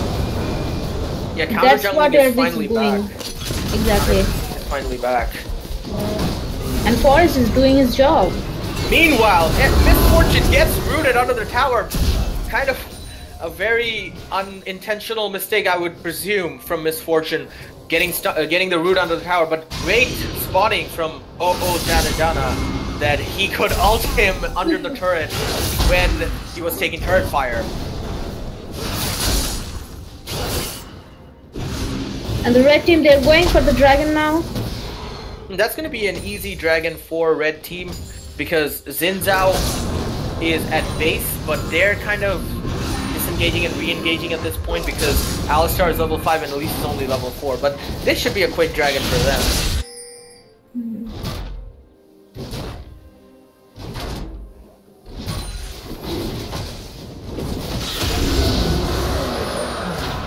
So Cloud Drake goes to Team Questionable Feeders. A very surprising turn of events that they could secure their dragon while being 3.7k gold lead down. Meanwhile, Maokai still goes in, deals a fair bit of damage to Malphite. It's actually pretty decent damage by Maokai. Like it doesn't really show in terms of a lot of bursts, but it's a lot of sustained damage, so it adds up over time. So one moment you see that you have like full HP, next up 30% of it is just gone. But what do you think about Malphite's item? He's going for MR maybe? Yeah, he's probably going to go for a Spectre's Cloak because Maokai deals a lot of magic damage. So he might go for Spectre's Cloak and then build something into armor. And that's why Malphite will struggle against a Maokai, because Maokai deals a lot of magic damage, and Malphite is one champion that primarily scales on armor because his E does more damage the more armor you have. So you can't really build a lot of armor against Malphite because that's going to be not too useful. Meanwhile, Malzahar easily picks up a kill on the Yasuo. Meanwhile, bullet time goes out and it just obliterates Team Questionable Leaders, but only Alistar gets taken down. Meanwhile, Maokai engaging on the Malphite. Ulti's up. I don't think this is going to result in a kill for Malphite though. Red team's turret has been So that's 2 towers for the blue team. They sit really comfortably with a very healthy gold lead, like over 7k.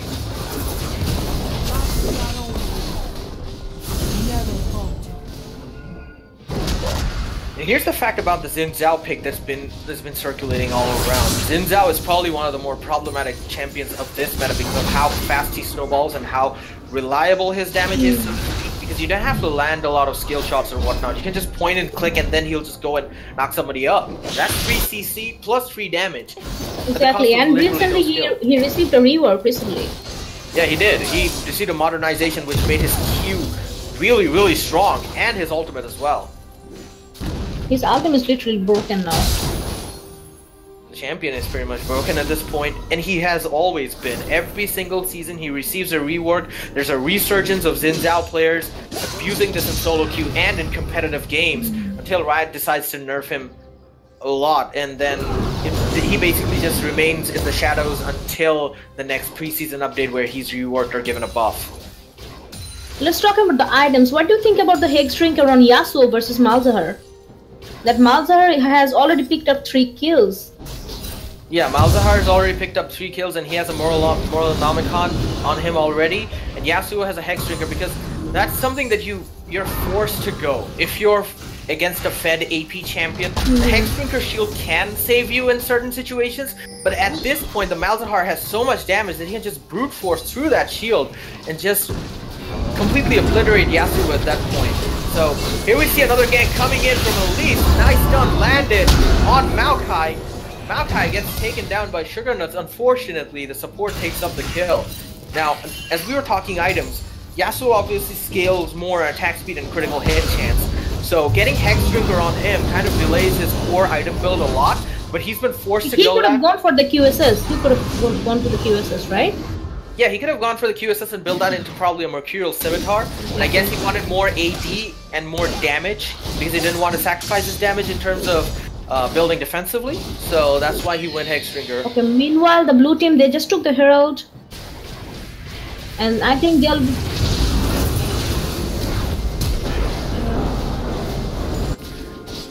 Okay, so Malzahar tried to flash engage, I guess, but then Alistar went outside her ult range, Elise. So that didn't work out.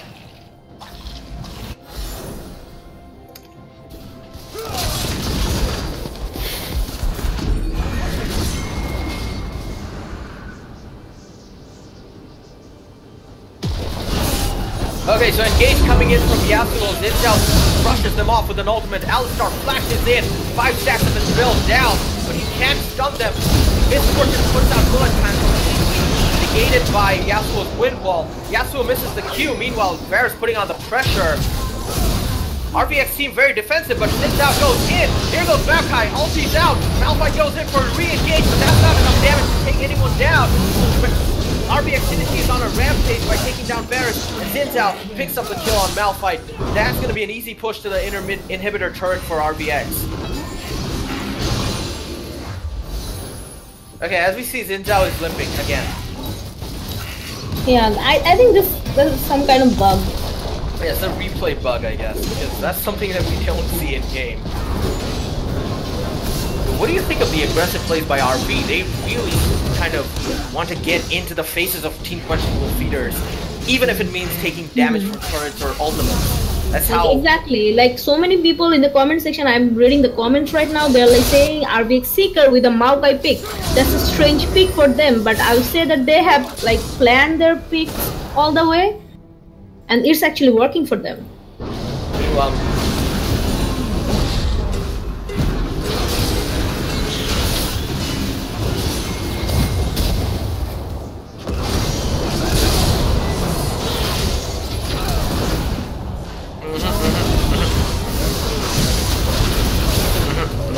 So there's a trade going on, and Varus picks up a kill here. Meanwhile, Misfortune goes in with Yuma's Ghost Blade, trying to put down the pressure. Takes one auto attack. Yasuo can't escape. Varus trying for dear life to take down the Karma, but Misfortune gets a double kill and starts to push up mid lane. A comfortable push up for Misfortune.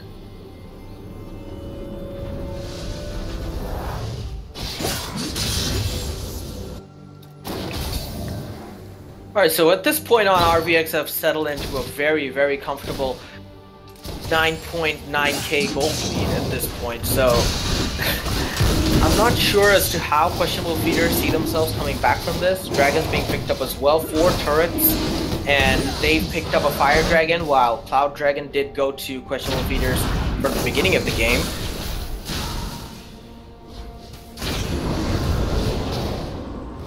I guess at this point it all came down to how the beginning went. It was basically Elise being starved of XP, so she couldn't basically put on a lot of pressure on the lanes, and that kind of deprived Questionable feeders of jungler support in critical moments when they could have used her.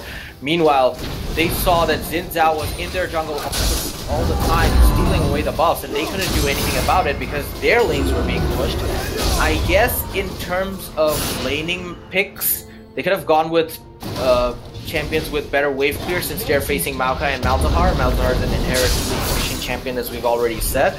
But at this point on, team fight-wise, Team Questionable feeders do have the better composition in terms of team fighting, but if they can't get to Misfortune and she gets to lay down her ulti in full swing, that's going to result in a lot of damage against Team Questionable feeders. Look at the damage of Karma. Like 1 empowered kill and Alice is already halfway down. Yeah, Karma has already built up her Frostfang and slightly magical boots, which comes with the mastery.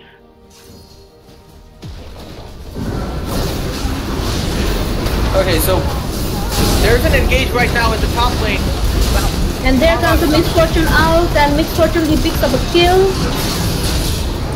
That's what we were saying, like if Misfortune doesn't get damaged or doesn't get engaged on, she's going to lay down waste with that ultimate, and it's only going to cause more havoc for Team Questionable feeders. Meanwhile, Xin Zhao goes in, Malphite goes in with the ultimate, current tanks are being taken, but RBX does not care, they are unstoppable at this point.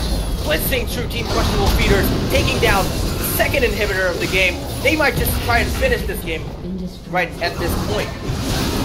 And the red team, they can't actually contest for their towers right now because they have lost their top lane and their main tank. Elise gets taken out, the slow rooting of Maokai's ultimate goes in, and RBX are still pummeling on. Alistar tries to push them away. Yasuo lands the final last hit Q, but it might be game. They're being harassed in their own fountain at this point. Malzahar zoning out. No one's trying to finish the game. Super minions are knocking away. Yasuo comes in with 3-man ultimate, but it is GG. RBX take game 1 versus Team Questionable Feeders.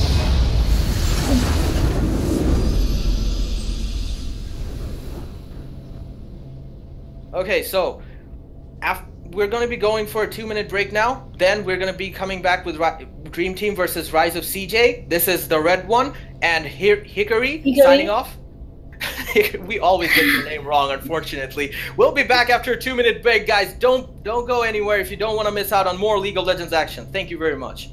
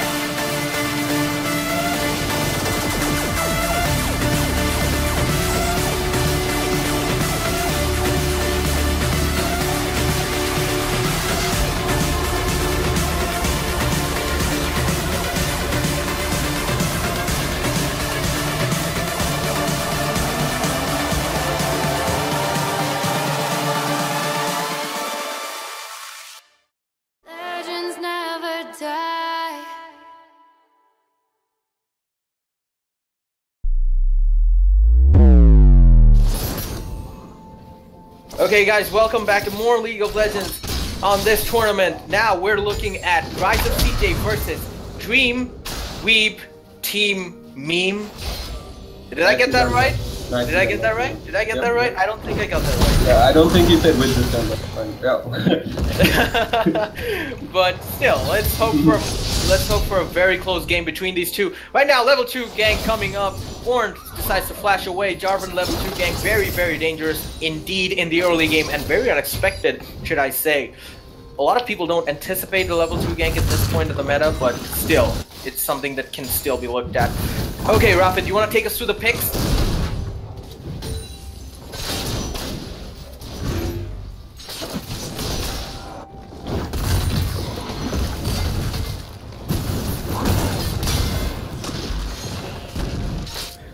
Okay, so action going up in top lane. Both tanks are at low HP at this point, trying to get each other down with their Qs. Jarvan circling back on top lane. He knows that Orange flash is down, but his flash is still up. He might try a tower dive. Meanwhile, it's a tower dive still, and he does not land his EQ, so he's kind of sort of out of danger, but the Rek'Sai has disconnected, so we will be going in for more pause time.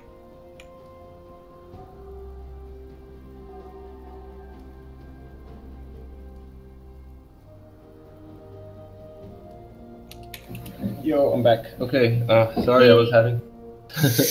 I'm having problems spectating the game, so one second. So guys, this is Hikari. Let's talk about the champions here. We're seeing a On versus a Maokai top. Rek'Sai versus J4, GP versus Orianna mid, Caitlyn versus Xayah, and Thresh versus Janna. So far, no kills for any of the teams. The goal difference is not much. The game is pretty much stable. And we're in a pause time. Who disconnected actually? Rek'Sai, right? Rek'Sai did. Yeah, TDB cut so. Okay, this is an interesting pick. Gangplank mid versus Orianna, and Gangplank's running exhaust. First glance, you'd think that he might be Gangplank support, which used to be a thing back in the day when he didn't get reworked. But now it's just a terrible idea in the first place. Unless someone wants to argue that they want to play Gangplank support in their meta. But, hey man, you do you. But it's a very... support. You play GP support? Yes. I guess it's a lot of utility in terms of the fact that you get movement speed and the slow as well. Plus you have a global slow in your kit. So, what's your opinion on the Gangplank mid? Like, exhaust on Gangplank against an Orianna? How do you think that's gonna... And GP, he is going for... Oh, he has a Kleptomancy rune. Okay, so he's trying to basically grab random items using his Q spam, obviously, because of his parlay, which gives him bonus gold. That kind of makes sense more with GP, kind of fits his character more, because he's a pirate, remember, and Kleptomancy kind of, you know, plays with his image. And we are back again, the pause timer has gone off. A lot of Xayah we're seeing in every single game. 2 already. Meanwhile, Thresh lands a hook there. Caitlyn in the bush, hammering down with the headshot. Ignite goes down.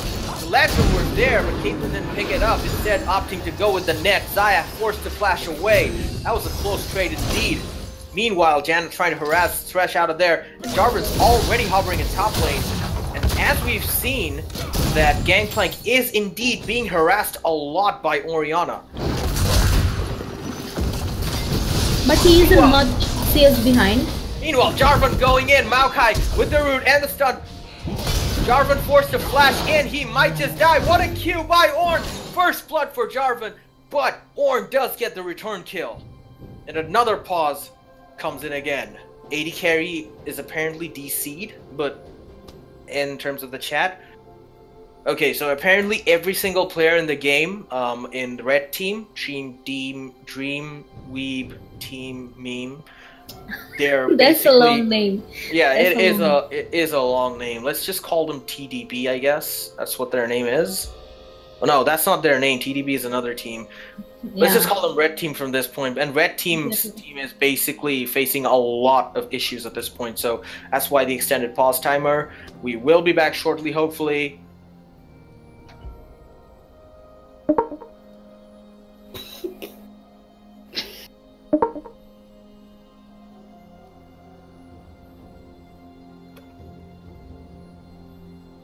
Okay, so Maokai.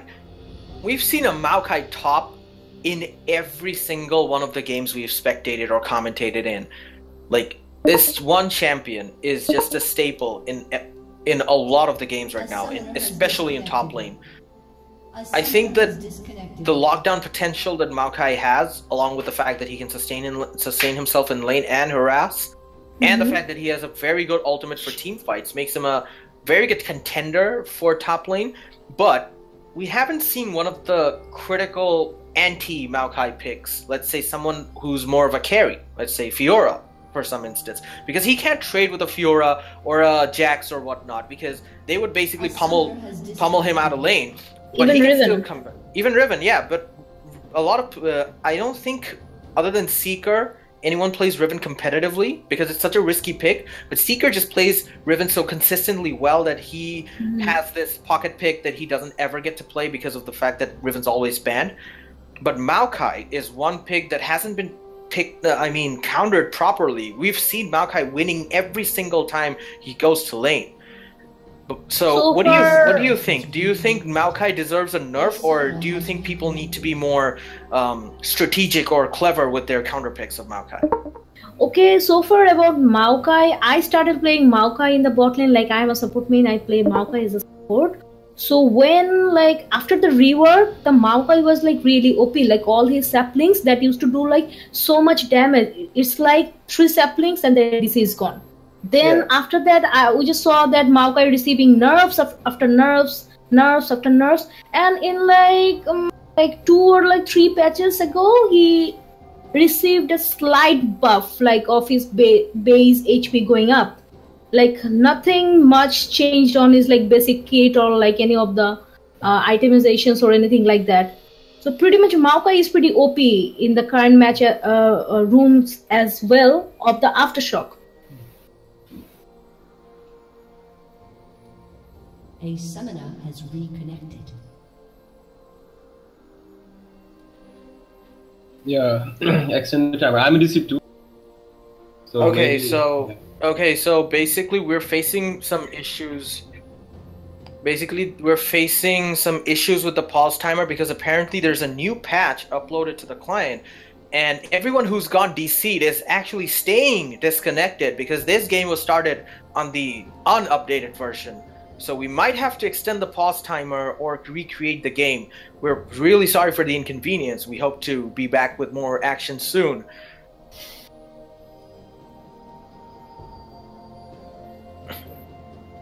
We're still waiting for update from our admins.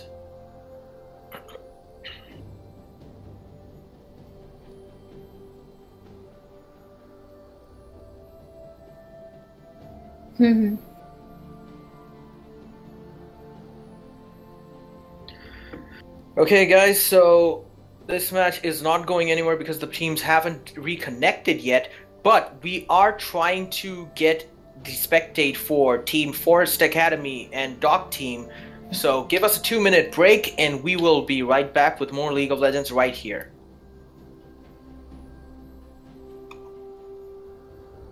Yeah, and also we'd like to add that one of the game was double eliminated because none of the teams showed up. So it was Fit to Win versus TNS. Both of them disconnected. I mean, both of them didn't show up, so it was a double elimination.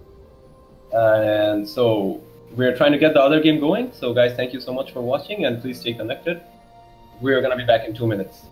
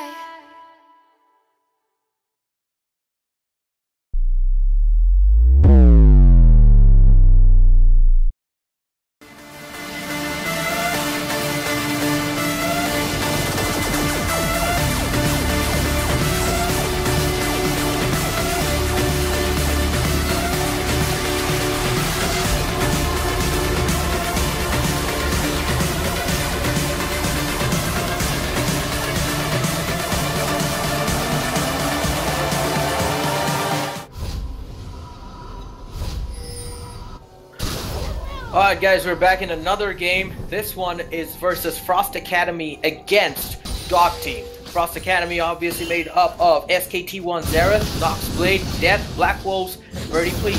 While Dog Team we have Eriko, Drekovac, Styx, the Rattlehead, and Shinzo. Now, in this game we see that there's a Twisted Fate being picked up. This is the first time we've seen in this tournament a Twisted Fate and a Rise. So, in terms of Twisted Fate, in this meta, he's one of the strongest champions because of the fact that he has global presence, and obviously Dog Team are going for that global presence because they have a Shen and a Twisted Fate. So a lot of map presence going on out there. Meanwhile, we do see risky plays coming in from Jarvan 4 trying to protect the pink ward from Shen's onslaught. Doesn't do so, but does get vision in that area.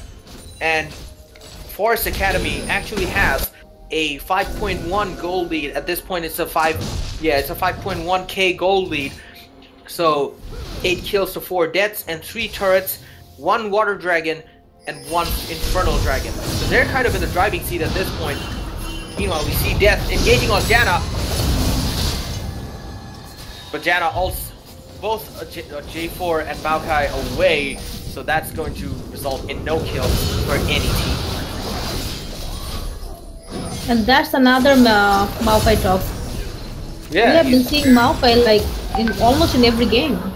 Yeah, he has been incredibly popular just because of his team fight and damage potential. Meanwhile, Lee Sin going in, Maokai caught out of position, Vayne condemns him to a wall, flashes out, turns up the ultimate. A lot of people are gonna get caught in that. Red Team can actually engage on here. Forest Academy decides to give a lukewarm response and disengage.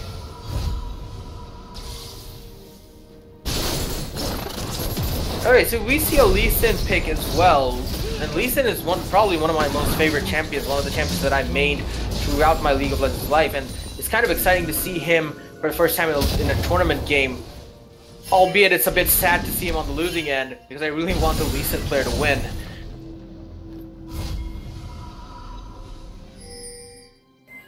Okay, so coming up to the items, this Jarvan is going for more of a bruiser build because he used DC that he has gone for a Black Cleaver alongside the tank jungler item. Meanwhile, Lee Sin gets caught out. Rise easily picks up the kill. That's the thing with Rise though. He has so easy access to CC that he can just literally just whittle down someone with a few spells. And immediately after killing Lee Sin, he realizes that he's lagging, so we've gone into a pause timer. So, Hickory, what do you think about the Twisted Fate pick alongside the Shen pick? Do you think map presence in the laning phase accounts for a lot of advantages for a team? Or do you think it's something of a gimmick now in this meta? Like both of the champions, they have a global ult to help their allies. Like from the results in this game, I can see that it's not really working because this is the Dog Team, right? The Rattlehead. Yeah. Okay, yeah, they're really lagging behind in both in lane and the CS. So whatever situation is going on right now, I don't think so. They're planning actually working out. Yeah, well, with a double global ultimate team, like if you have 2 champions who can just roam bot lane instantly, you basically have to focus more on bot lane and getting the dragon and getting the first outer turret in bot lane, because that area is where Twisted Fate will be able to use his ultimate, because his ultimate has a range at first. It's not totally global, it has a long range. So he can go bottom lane or top lane. But Shen is ideally suited for going bot, because if you protect the squishy AD carry in a all-in fight, you can pretty much take your opponents by surprise and turn the tides in an unfavorable fight. So that's something you can use and then push up to the turret and then take the dragon. That's something that Dog Team might not have had the chance to do, or they did not do, judging from Xayah's deaths, because she hasn't died once. Lulu has only died, she hasn't died once, and Lulu has only 1 death to her name as well. So I'm thinking that they either didn't focus bot side too much, or they couldn't because of pressure from other... Or maybe they only focus the mid lane, because the only kills the blue side got is mostly from the mid lane, like Rise has got 2 deaths. Yeah, Ryze has 2 deaths in there, Jarvan has 1 death, and Xayah and Maokai basically haven't been killed yet. Exactly. And Maokai Let's talk about the items. Like, what do you think about Ravenous Hydra? Someone commented in the chat box, Ravenous Hydra on Lee Sin. Since you just said you're a Lee Sin main, what do you think about it? Okay, on Lee Sin, you probably should always consider your matchup and your state in the game to adjust your build, because Lee Sin is a very versatile champion. You can go all assassin on him or full tank on him. I personally like to go Skirmisher's Saber on him first, the Skirmisher's Saber, so that you get the AD damage, and then you go from there. See if you snowball. If you snowball, you build a Black Cleaver because it gives you flat HP and also allows you to shred armor. Might not be too optimal, the armor shredding part, but the flat HP and AD do come. Meanwhile, we do see an engage coming in from J4. Lee Sin kicks him away. That might just end up being a disengage for Dog Team. Meanwhile, Force Academy do keep on chasing, but they're not going to get anything out of it. So as I was saying, Ravenous Hydra on Lee Sin at this point of the game, when you're really behind, is not really a good option, because you won't be able to survive long enough in between team fights to actually proc Ravenous Hydra's spreaded AoE damage to make that item economic to use. Like, you have to basically make the gold worth it in the end. Every single amount of gold that you spend towards items has to return the gold investment at some point in the game. Ravenous Hydra at this point won't be able to basically play that role for Lee Sin because they're so behind. So a more tankier build could have been followed so that he can peel more for his ADCs, because I'm seeing that they have a Jarvan and a Maokai, and Lee Sin is extremely adept at getting these sort of dive champions away from the AD carry because of his kick and his slow, and the fact that his kick also knocks people up. Meanwhile, a taunt flash coming in. There's a fight. There's a Baron pit. Jarvan therefore picks up a kill. Jarvan pins Lee Sin in his ult. Meanwhile, Maokai unleashes his ultimate. Flash is going out. Twisted Fate trying to stun card away. And Janna's Whirlwind basically disengaging Dog Team from another catastrophic fight. But Forest Academy have an amazing chance to go for Baron at this point, because one member of their team, one member of the opponent team, Dog Team, the jungler, is down, so they don't have smite access. This is going to be a very, free Baron for the Baron. red team. That's a very easy Baron for Forest Academy. From this point on, they're just cruising this game. They just need one good pick, and they can basically eliminate them from. They can basically finish the game. But the fact that Dog Team has such good disengage in the form of Lee Sin, Twisted Fate's Gold Card, and Janna plays testament to the fact that they can't really engage all in, because Dog Team are proficient at just running away from team fights at this point.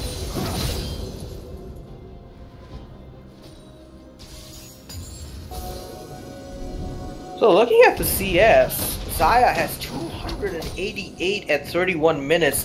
That's a huge number. And he already has his 3 items ready, and he's already going for the 4.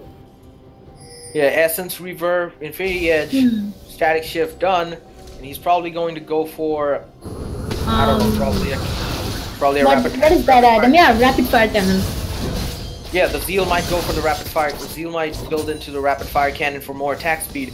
Then again, Xayah already has a lot of crit in her build at this point. She's gonna be hitting for chunks, actually. A lot of damage coming in from that. And judging by Shen's item, he has his Sunfire Cape ready, and he has Tiamat and Spectral Cowl. Like, I don't know what item he's going to next. I guess he went for the Tiamat for wave clear, and the Spectre's Cowl is probably for the Spirit Visage, as you said, yes. But the Tiamat could have probably been forgone for a much better tankier item. Because a lot of the things that a lot of the players, I think, miss out on the fact is that if you're behind by a huge margin, or at least by a couple of kills in lane, you build tanky if you're playing a tank champion. You don't build damage items because you won't be able to get the utility out of them as you would expect. So that kind of plays against the losing side's favor. So, like judging by the CS Maokai has done, that's 247. Question has only 162. So we haven't been in this game for much long. So we are guessing that Shen did a lot of roaming, maybe in the bot lane. yeah, So he probably missed had out to a lot save of a lot of CS. people. Probably had to save a lot of people using Stand United. Interesting fact though, Vayne hasn't died once in this game. That is the only like non-dead member of the blue team. Yeah, and I think that Dog Team can actually, considering the amount of disengage and peel they have, they can actually turtle and let Vayne farm up the items so that Vayne gets to that hyper carry late game phase. And at that point, if Forest Academy do not succeed in pinning the Vayne down, as is evident from the fact that Vayne hasn't died once in this game, Dog Team can easily turn this one around. They can probably turn this one around and probably win it if they want to. Okay. But that was a misplace of redemption from Janna, I guess, near the blue. meanwhile, Shen going in, trying to secure a kill, but gets rooted by Xayah. Xayah laying down the pressure. Twisted Fate uses the ulti in front of everyone. Vayne almost killing Xayah, but the ultimate saves her away. Double kill coming in from Xayah. Meanwhile, Maokai, Colossus, is going in, and Vayne's gonna die for the first time in this game. And that might be GG for Forest Academy. GG well played, both teams. This match goes for the Red team now. Forest Academy, comfortable lead, comfortably won as well. Even if they didn't manage to kill the Vayne in the game in the early stages, they did manage to kill her when it mattered. So that's pretty much it. Thank you for watching this game, and we will probably be back after a 2-minute break with more League of Legends action.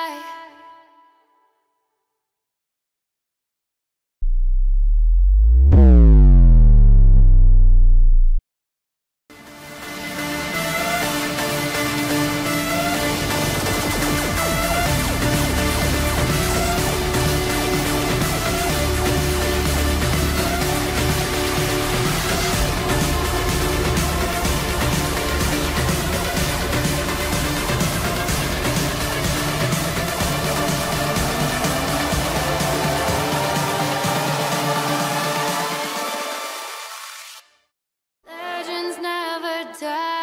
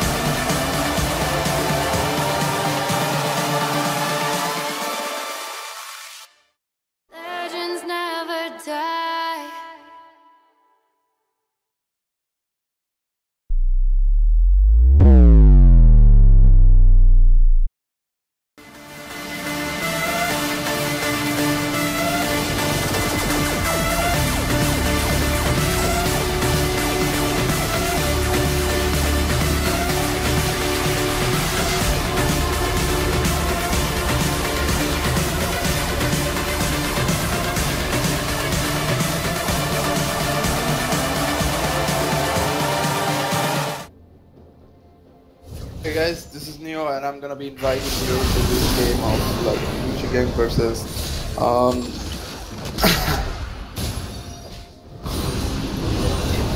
so apparently I just forgot about the name. What is it called actually? Gucci Gang versus New Light. There's Gucci Gang versus New Light. Sorry. New Light. Sorry. So I'm gonna be Neo. I'm gonna be hosting this one, and with me is gonna be South1, and Hikari will be joining with us and gonna be entertaining us. So we are going in live as we speak. Although I haven't seen the reactive bans and picks on this match, but I'm sure the tier 2 10 of them, like long time, they have played on the ESL last season on Invitational as we speak, and Gucci Gang was one of the the finalists on this team. So so they are quite to be proven. New Light is also good with their tournament phases when the tournament was going on, but still, let's just see what the picks and bans. Picks have been made, so mid lane is gonna be Malzahar. Oh, okay, the fight is going on. And like I was saying, the mid lane has been Malzahar versus Zed. The Malzahar is definitely the, I'm gonna say, the Shadow, where the Zed is the the Zed is the Holy Ghost. Top lane, Jarvan is rotating as following by the Jax. They don't know the Jax is here. The pink ward to spot him out, so he is cleared from the bush.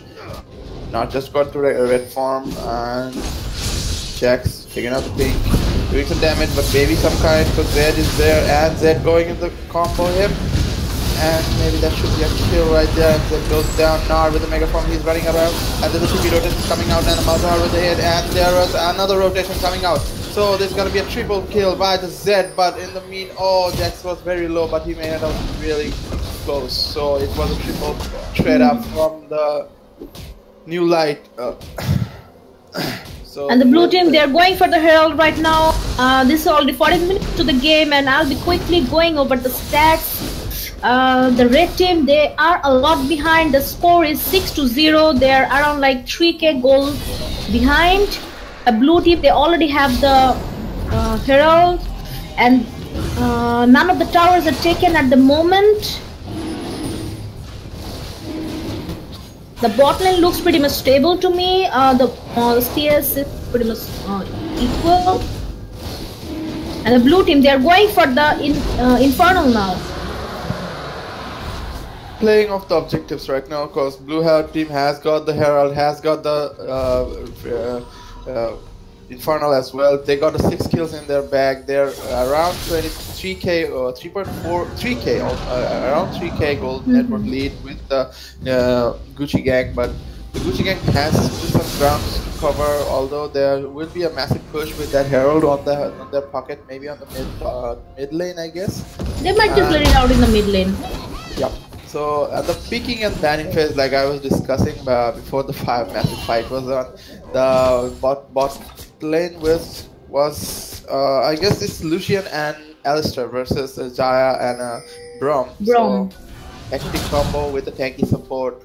Both of the ADCs deal the dish out a very big amount of damage at a very short amount of time. In the top lane, there is a Nar versus a Maokai. So both of the tankies are top. And mid lane and going on Jarvan going in Melzer with the support, and the combo barely misses out, but he will pick it out.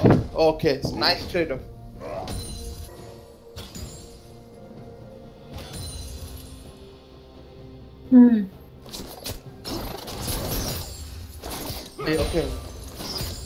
Okay.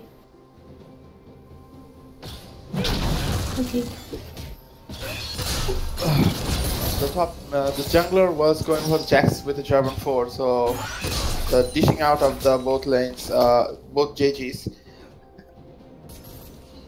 Okay.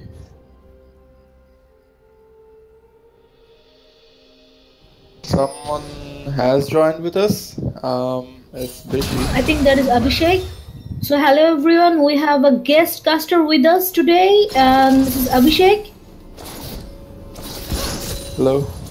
Okay, he will be joining us shortly, I guess. Meanwhile, like I was saying, the Herald has been respawned on the mid lane, and the Jett will be going in with the help of the Herald, and Jax is clearing out the mid lane with the turret, and the turret will go down. So that's another turret lead for them. So every time they find out an objective and fill up it in, there will be a little bit of like gap between them. That slowly that gap will increase, and they will take eventually the lead. So it's 7 to 1 game lead difference right now, and not that much of gold though. 7 kills in the bag, but Pretty much most of the kills from the blue team has Jax and Zed. after Zed gets the kills in the mid to early game section, he will dominate in one shot every other perspective. Like you have Zaya on their team as well as a Malzahar. Although Malzahar is kind of has his passive, so it will be hard to get him down. And Jarvan, as time goes on, when the Zed becomes fatter and fatter, then he will eventually take on the out fighters as well as the semi carries to give a one combo kill. So it will be kind of hard for the Gucci gang to take that kind of a damage burst out of them. So they need to keep it out and need to zone out him. And mostly I would suggest that that red side should cover his Malzahar as all the way they can, because if the Malzahar can cast his full combo on the Zed, then the Zed has some serious issue sustaining on the team fight and he will be popped out. If he gets popped out, then it will be a major turnover. I think we'll be seeing a 4-man gank at the bot lane. And goes in and maybe some kind of play, and Zed will be taking down the Zaya as well as the... That's 2 kills for the blue team. Holy Ghost, he picks up another kill, and the support Muffin, he gets a kill. I think they are trying to take the tower. They might just take this tower. Get out, and Gucci gang won't be contesting it because they know it's a 4-man. They've seen the combos. They saw how they go in and they dish out the 2 kills, so they are not going to be contesting it. And another tower goes down to blue side, so the blue team has got a 2-tower lead advantage. Meanwhile, mid lane Jarvan is giving a little bit of push to the Malzahar so that they can upcome a bit, fight it way through to the goal lead difference, and they will be taking down the mid tower as we speak. Itemizations, Zed has picked up a Ghost Blade as well as a Hexdinger for the Malzahar, and Serrated Dirk has been popped for him, so the lethal damages output burst of it is coming away more than we expect. He is going for the serious tanky build, although he's gone a little bit of parts itemization on his side, like you can see the... He's going for the Thornmail and Sunfire Cape and the Spirit Visage. Pretty much by far, Maokai, we haven't seen Maokai in any of the team fights, so he hasn't felt the pressure yet to go like rush for any of the items yet. And as we have seen, Maokai has been a very popular pick for this tournament. This is the 4th, probably 5th Maokai we're seeing, and we see a rotation from the blue team. The Maokai, he has just moved to the bot lane now. So the red team, there's a 3-man, 4-man gank at the top. I think they're trying to get the top tower of the blue team, where I see Jax at the Baron pit.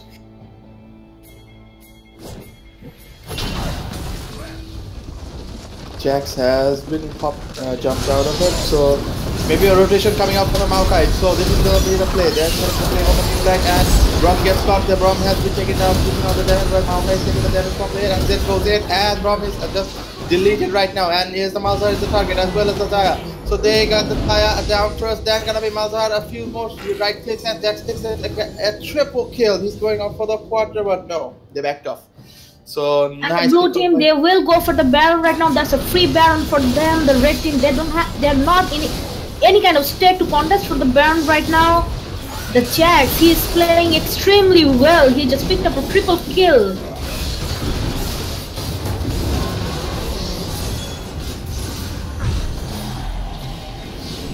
Let's look at his score. He's 6-0 right now, whereas J4, he's 0-3, and he is like a lot of CS behind. Bishi, like, can you hear me, man?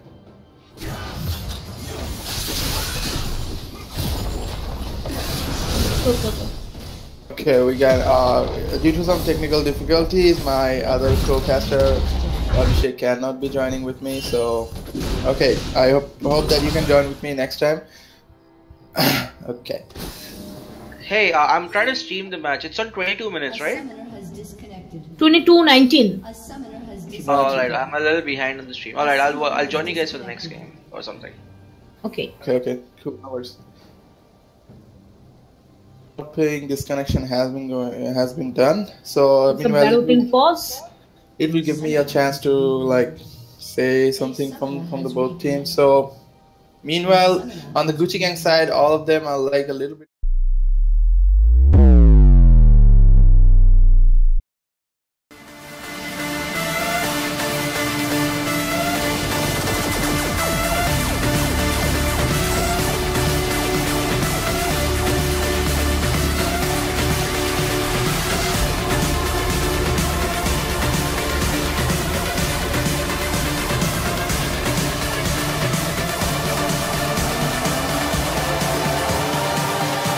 He might just have gone for the Zonia.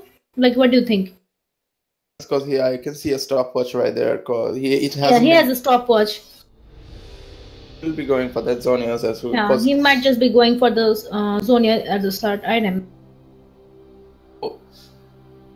Azahar uses his Rylai's because he needs to slow him down to chase him in, so that the Braum and the Javan 4 as well as Nar can follow. And it's all.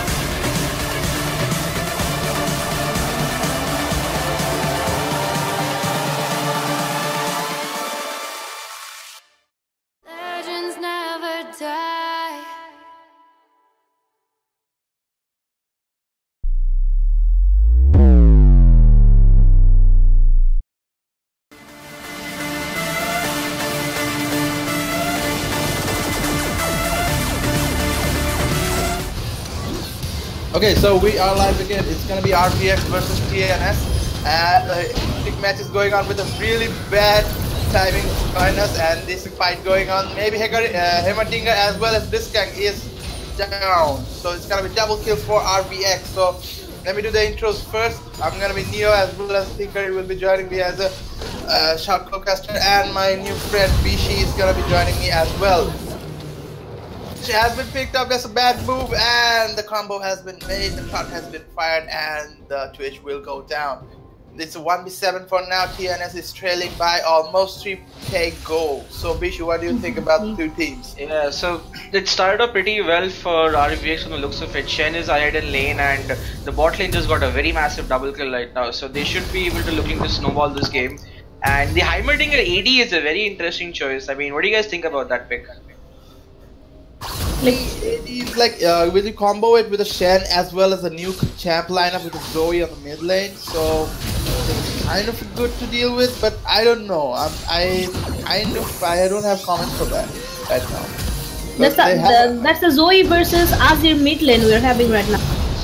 Like both of the teams that we are seeing, they're doing some kind of experiment. Shen is just bullying the Maokai right now, so hard. So he may be going in because the Shen is well fed up. He has like 3 kills in his pocket, as well as the Triaman as well will be going on for that. And the mid lane is going on. Maybe our Forest will kind of kill with his casting sleep ahead and takes out the Egyptian chicken. So he will go down. And maybe Zoe is gonna be rotating in another bot lane. Maybe he can be picked up by the Luliano is looking to engage right now. She gets a pick. Yes, she does on the Blitzcrank. You might see another kill happening bot lane.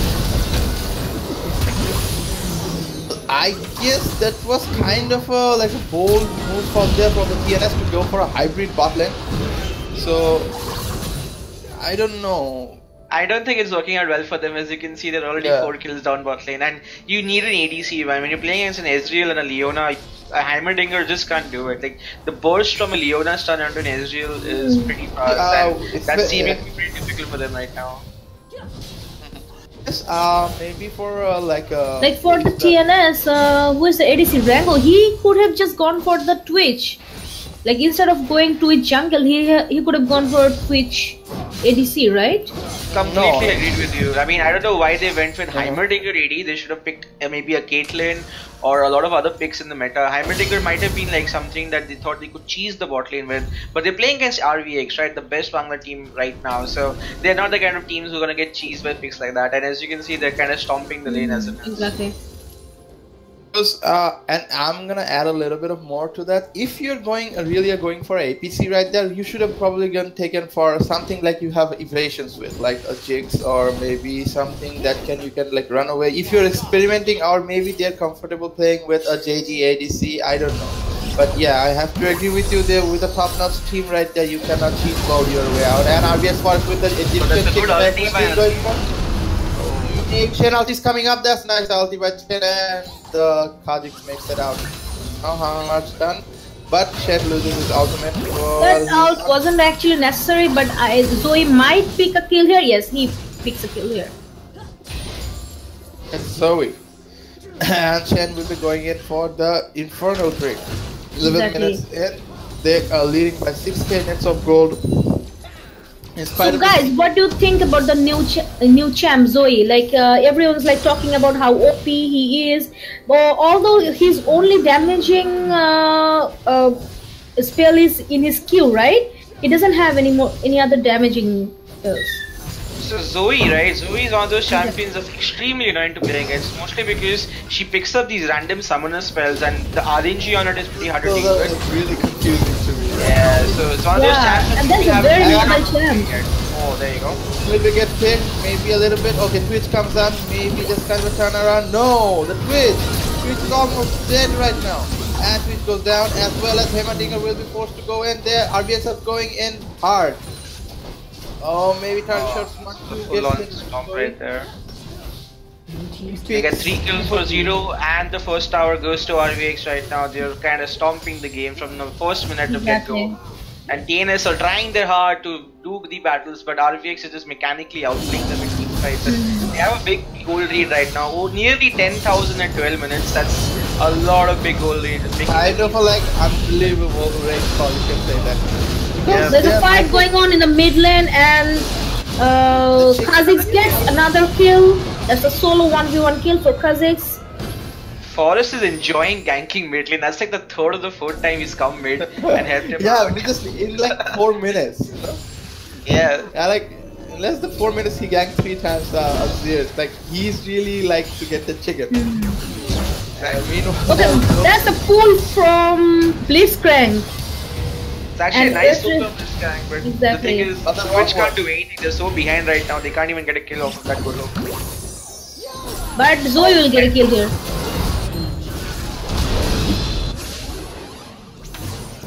on the top lane, Maokai is surrounded with Shen and... Oh, okay, he's going down. Elgin enough and he goes down as well. And another kill added to RVX Seeker.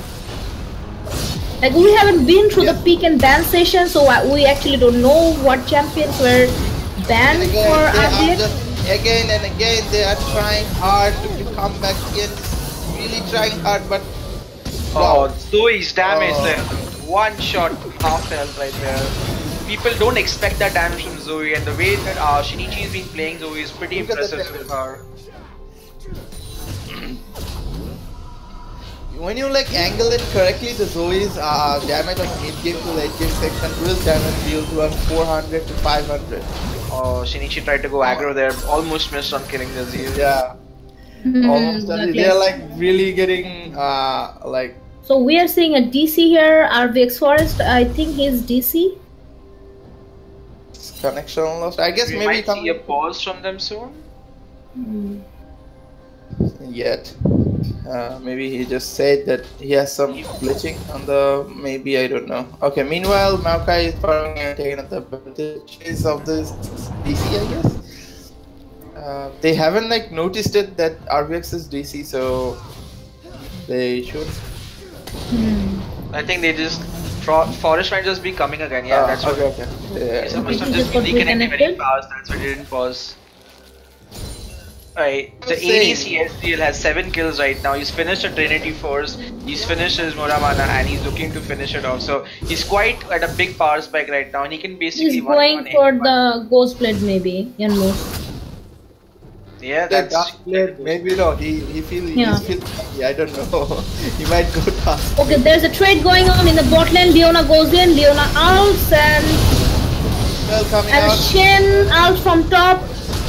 And he picks up a kill here, and Maokai keep it in bot lane as maybe well. Maybe this RVX Forest will go down, maybe some kind of play coming back, and Zoe joins in, and they are retreating. Okay, play might come out from them, but RVX just...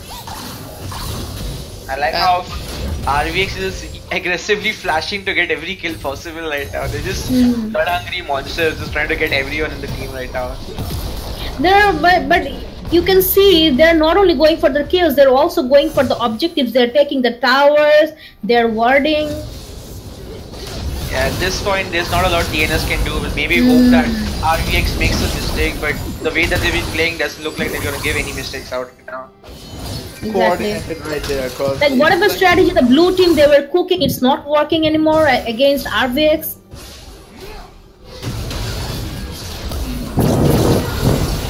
Alright. Okay. Oh, that W onto the Zoe right now, but Maokai is in trouble. He must probably gonna die right now. Anita.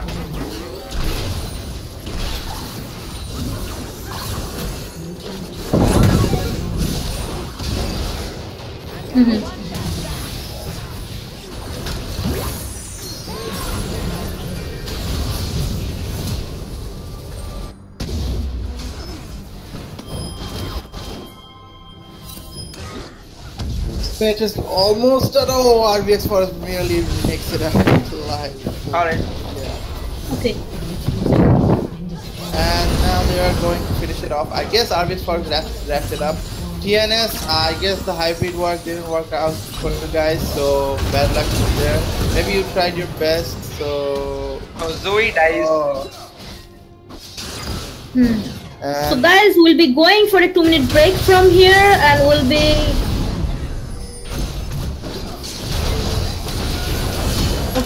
back with Forest Academy and Rise of CJ.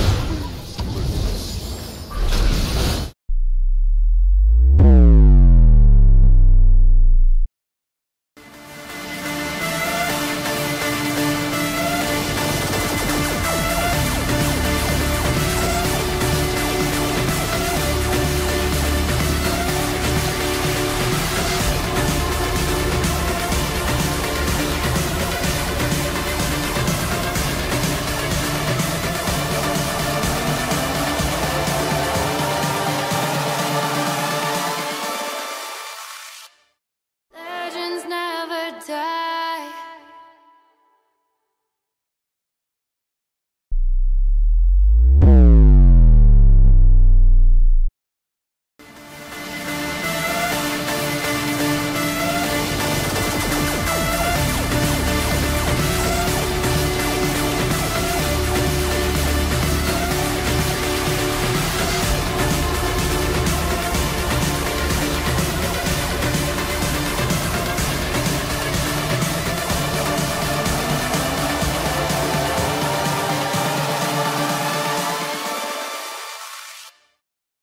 Legends never die.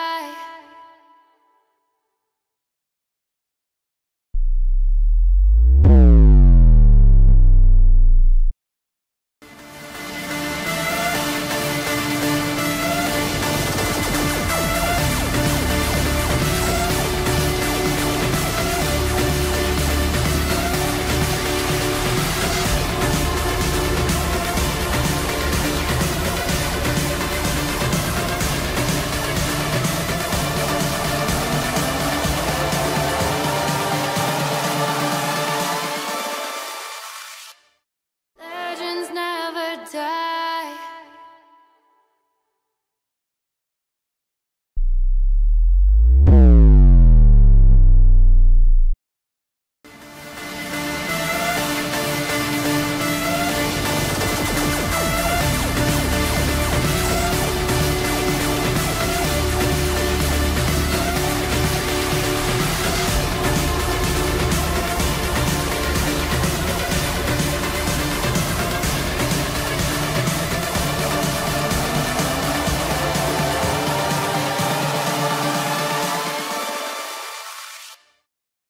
Legends never die.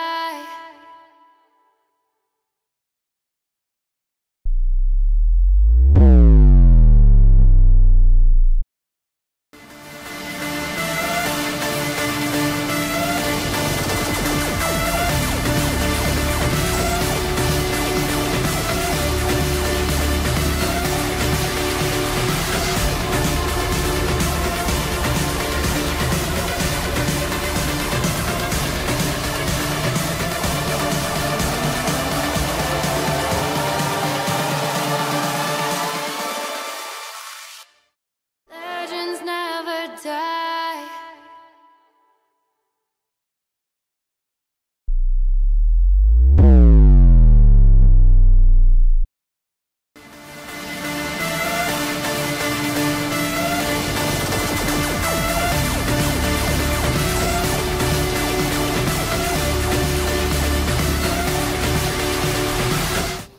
Welcome guys on to the last match of the Alliance Cup. Here we have Rise of CJ playing against Forest Academy, and the match has just started.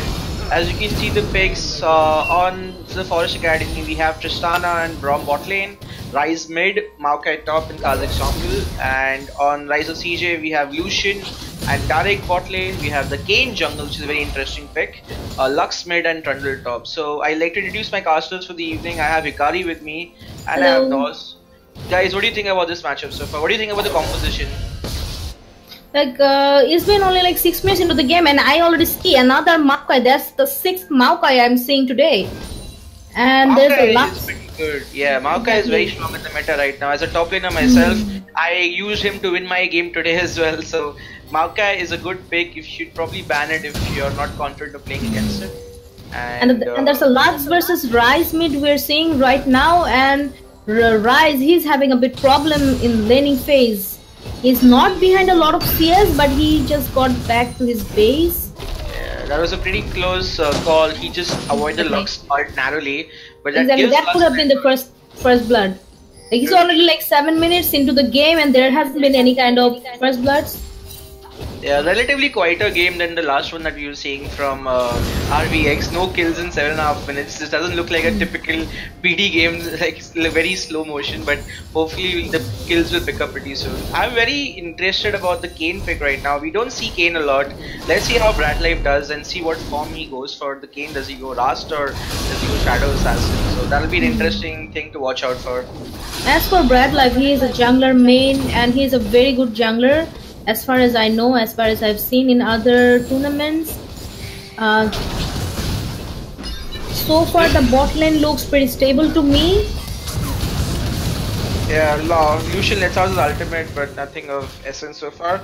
The game is relatively close so far. Every lane is like farming up right now. No one has a considerable advantage over each other.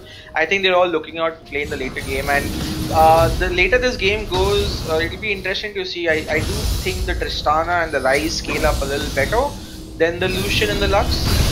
We have a gank. But they also, yeah, there's a gank in bot lane. And that's a narrow call for Ryze. Yeah, that was a pretty good flash by him to escape that. The 3-man gank right there, and they interrupted his ulti so he couldn't teleport away from that. So that's a pretty good gank avoided by Bodhi right there. But the pressure is on in the mid lane, and you know he needs to be careful right now. He's without a flash and without his cleanse, so he has to play safe now.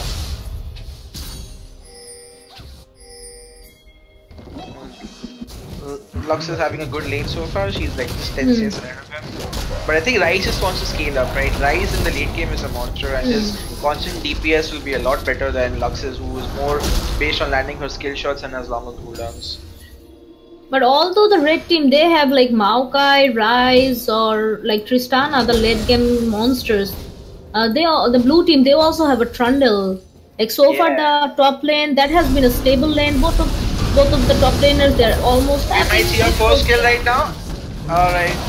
The kill goes on to Lux. That's the first blood. Yes, that goes the first blood, and that goes to Lux.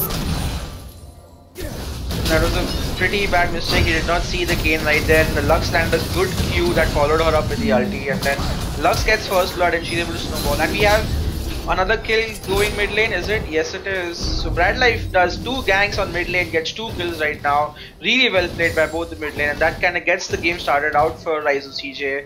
And they have a pretty good start in the advantage of the mid lane right now.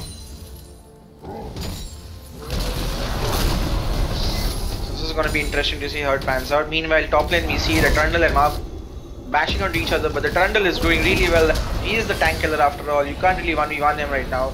Trundle did ulti, is he gonna go inside? I don't think so, but that basically means the Maokai has to back off because he can't 1v1 the Trundle right now, not with his ult on. So a good advantage coming on to Ryze CJ. The mid lane is winning, the jungle got a kill, and the top lane is pushing his advantage and building up a nice CS lead. That's around 9 CS Maokai misses right now. It's a lot of EXP as well as minions that he's missing just because of that 1v1. So things are looking a little difficult for them. Kha'Zix is trying to clear the vision right now, but not to an avail. Bot lane, I think, just playing safe right now. They both are just happy farming up, and they both can't really kill because Braum is pretty good at disengage and Taric has his ultimate. So they're waiting probably for their junglers to come before they can go all in people. Meanwhile, Kayn has his commercial saber completed, so we're looking at him to start ganking and seeing what happens. Let's see how that goes. Both of the teams, they are waiting for the next dragon. They're warding and defending one by one near the river. Yeah. Ryze and CJ looks to be playing quite composed and right now. They have the advantage. It's one of those experienced teams that they've played really well together as a team, and they've played for quite a long time. So it'll be fun to see how their experience shows in game and how they're able to take more advantages. Unless you can see Forest Academy pulling out some surprises from where the Ryze might just get a kill or something. So let's see how they play out. But for now, it just seems that the teams are farming up right now. Nothing majorly happening. There is a dragon up, but no one's contesting it. And you see the Lux right there. Okay, no. And another kill for Brad Life. Yeah, mid is in difficult trouble right now. Kane has come and ganked thrice, and Lux has been really good with landing her Qs so far. She's been able to land all the important ones that are continuous kills. So doing really well so far. Like has one kill, and the Kane is snowballing pretty well. So I think Rise of CJ have a good advantage towards mid lane, which hopefully they'll be able to use to get the first tower, or maybe roam around side lanes and get the other teams ahead. Meanwhile, we Trundle is going all in for the Maokai. Trundle is just looking to kill the Maokai at any chance he gets, but Maokai just surviving very luckily towards the end of it. Maokai himself is farming up quite well, so even though these fights are going in Trundle's favor, Maokai is farming up, and his job is basically to be the team fight initiator, and as long as he can become tanky enough, that's still a good thing for him. Even if he's not able to win the 1v1s, he should be able to do more in team fights if things go well. And judging by his pick rate, like you can see how popular he is. Yeah, Maokai is one of those picks that does really well into lane, and maybe he might not win the split push, but his utility and team fights with his ultimate. Okay, we see a TP from Maokai in the bot lane, and there goes Maokai out, and Tristana might just pick some killer. Yeah, one kill for Tristana. Tristana just killed blue team's ADC, and Kha'Zix picked up another kill. Oh, that's a very good comeback by the Forest Academy. Very good gank right there. And the good teleport coming on by Maokai as well, who helps them get like 2 more kills. And that might be the first tower coming out for Forest Academy. We do not have to expect that to happen. Oh, the ulti just was not enough to kill out the Kha'Zix right there. That was a really close call. That is a really close call. Yeah, I don't think Lux will be able to defend that. That should be the first tower coming out from Forest Academy. And you can see the Rise is flashing in right now. He's looking for his vengeance from all the kills that he got. But Tarek's flash and heal helping him out there. Tristana could have gone all in here, but he doesn't have any mana left. Yes, and Kane was right behind, so good that he did. Exactly, like if they spend any more time here, they might just give up the lead they just got right now. Yes, basically the kills in the first tower allows them to equalize the lead right now, but CJ, knowing how it is, responding ASAP with the dragon, knowing that the members of Forest Academy are backed and are responding to the first tower with the mountain drake for themselves. So the game kind of neutralized again. Like the advantage that CJ had kind of become like pretty equal now. So the game is basically anyone's hands at this point, and whoever makes the better calls should have an advantage going into the game. So it should be interesting. We might have a very interesting game in our hands that might just go all the way. It doesn't seem like any of the teams has a distinct advantage over each other. So pretty much like by far, like all of the games we have spectated and streamed, like it was like pretty much one-sided, like one team streamrolling another team. Like this is a very different game. Like it's already been like 15 minutes and both of the team, they are in equal position right now. Yes, basically depends on who has a better rotation macro calls. It's important to, however, also look at the vision game right now.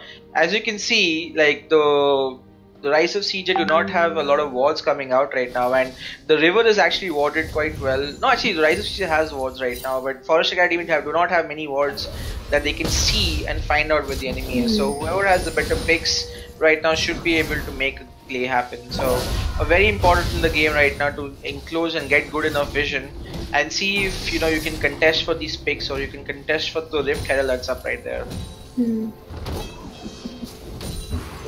Although the first tower went for the red team.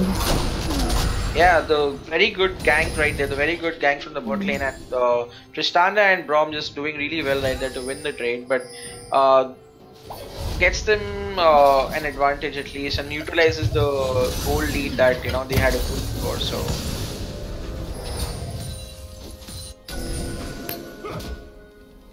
as you can see, like the bot lane has rotated towards the top lane, which is a standard thing. The moment you take the bot lane basically goes top to get the top tower right now, and I don't think CJ saw that coming. So it's Braum and Tristana into a Trundle, and I think Tristana is going to start wrecking that tower unless Trundle has some help, and it doesn't look like he's getting any help. Kane might be on the way, but till that time happens, they might have like taken a chunk of the tower themselves. So good calls there by Forest Academy to rotate the bot lane top lane, and meanwhile you see Lucian and Tarek responding with the same thing. They're trying to push out the bot lane of themselves. Oh, and we see a fight happening. Hikari? Oh, like, wait. My client just froze for a second there. Oh. Wait.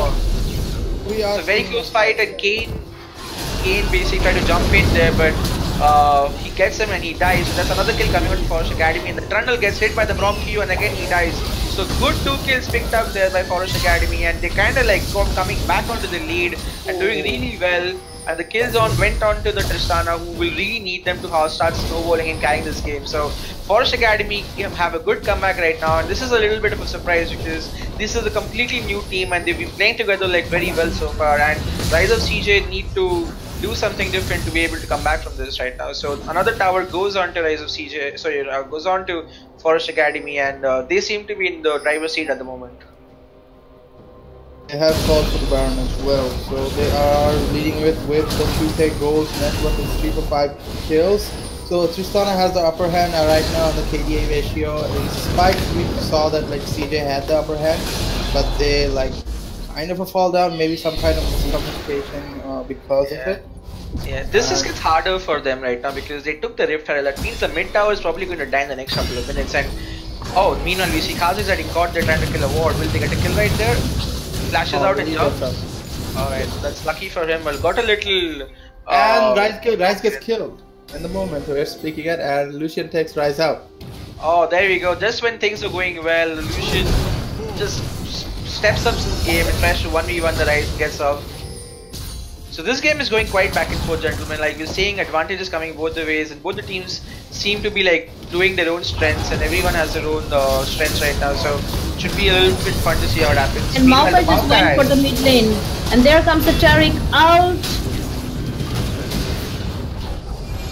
Brom there saving Maokai so well right now. There was a Maokai would have been dead right there, but wow. That's right. Okay, he gets caught. He's out. Oh my god! Oh, he died. My god, this Twister is still alive. How is he alive? I don't know.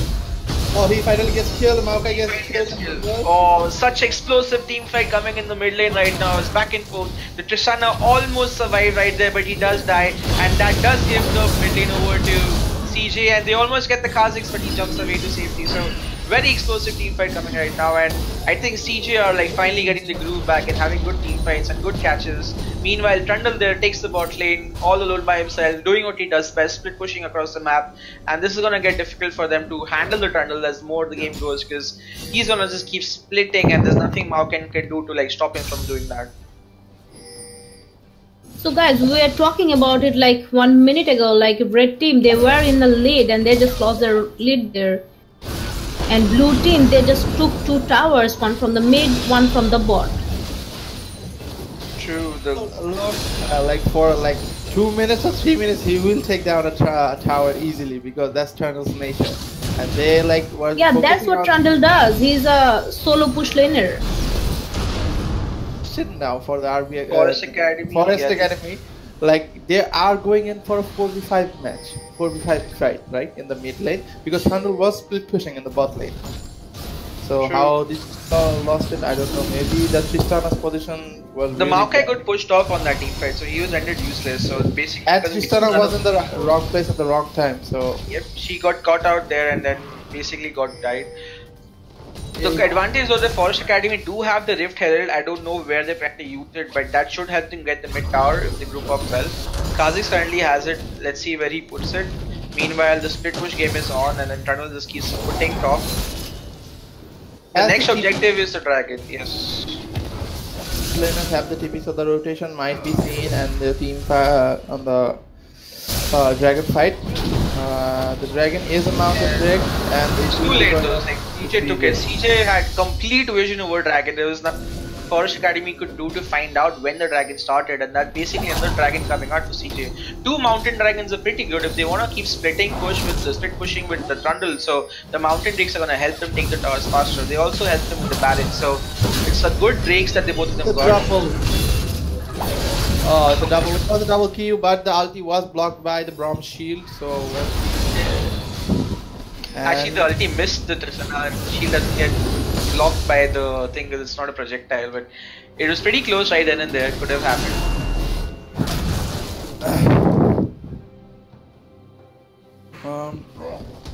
Um, they're like neck and neck right now. It's 66 on the kill ratio as well as goal lead. It's not much difference. Not And like, 2 towers each.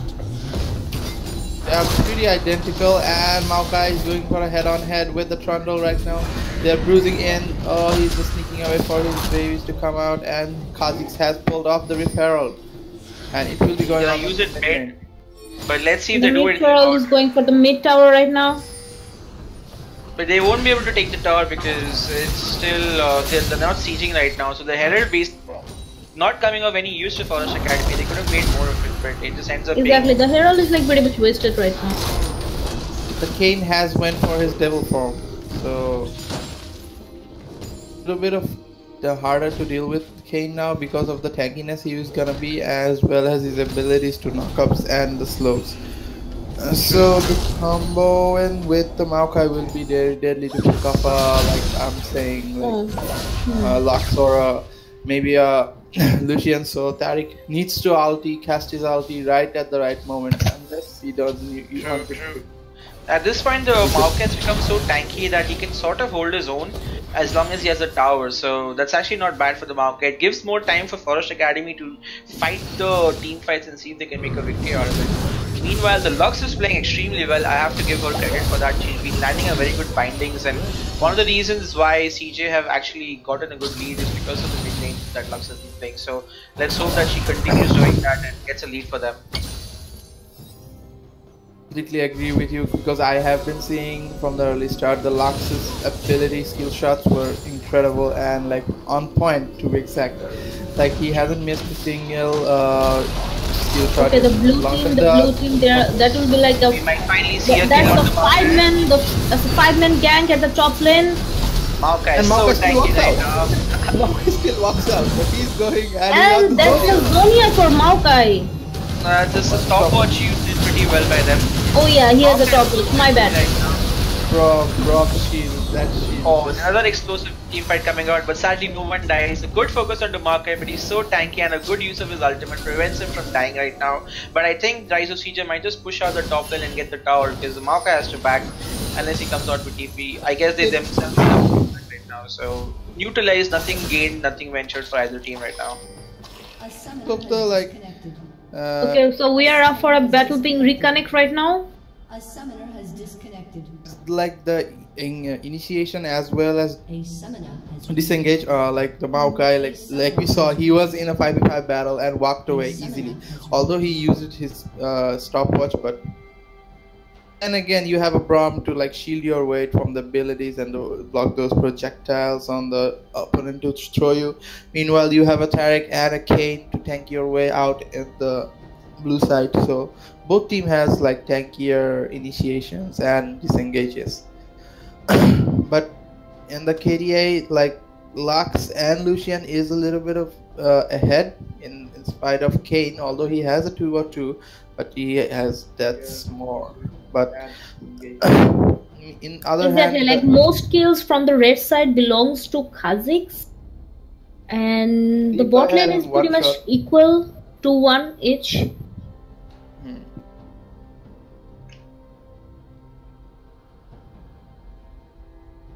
So guys, what do you think about the itemization on Maokai and Trundle? Trundle went for Speed Visage and Maokai went for Adaptive Helm. So right now, I think Trundle needs to build something like a Blade of the Ruin King, or at least finish his Hydra, because unless he damage to kill the Maokai. So Yeah. I think going for a Gargoyle Stone Plate from the looks of it, which will be good in 5v5, but if I was TJ, I'd probably focus on building more damage so the Trundle can win against the Maokai in the split push. no, maybe I guess he will. Their plan is to like Trundle to like stand in the front, like take the R, use the R on Maybe the they're Maokai. planning to use Trundle for the tank.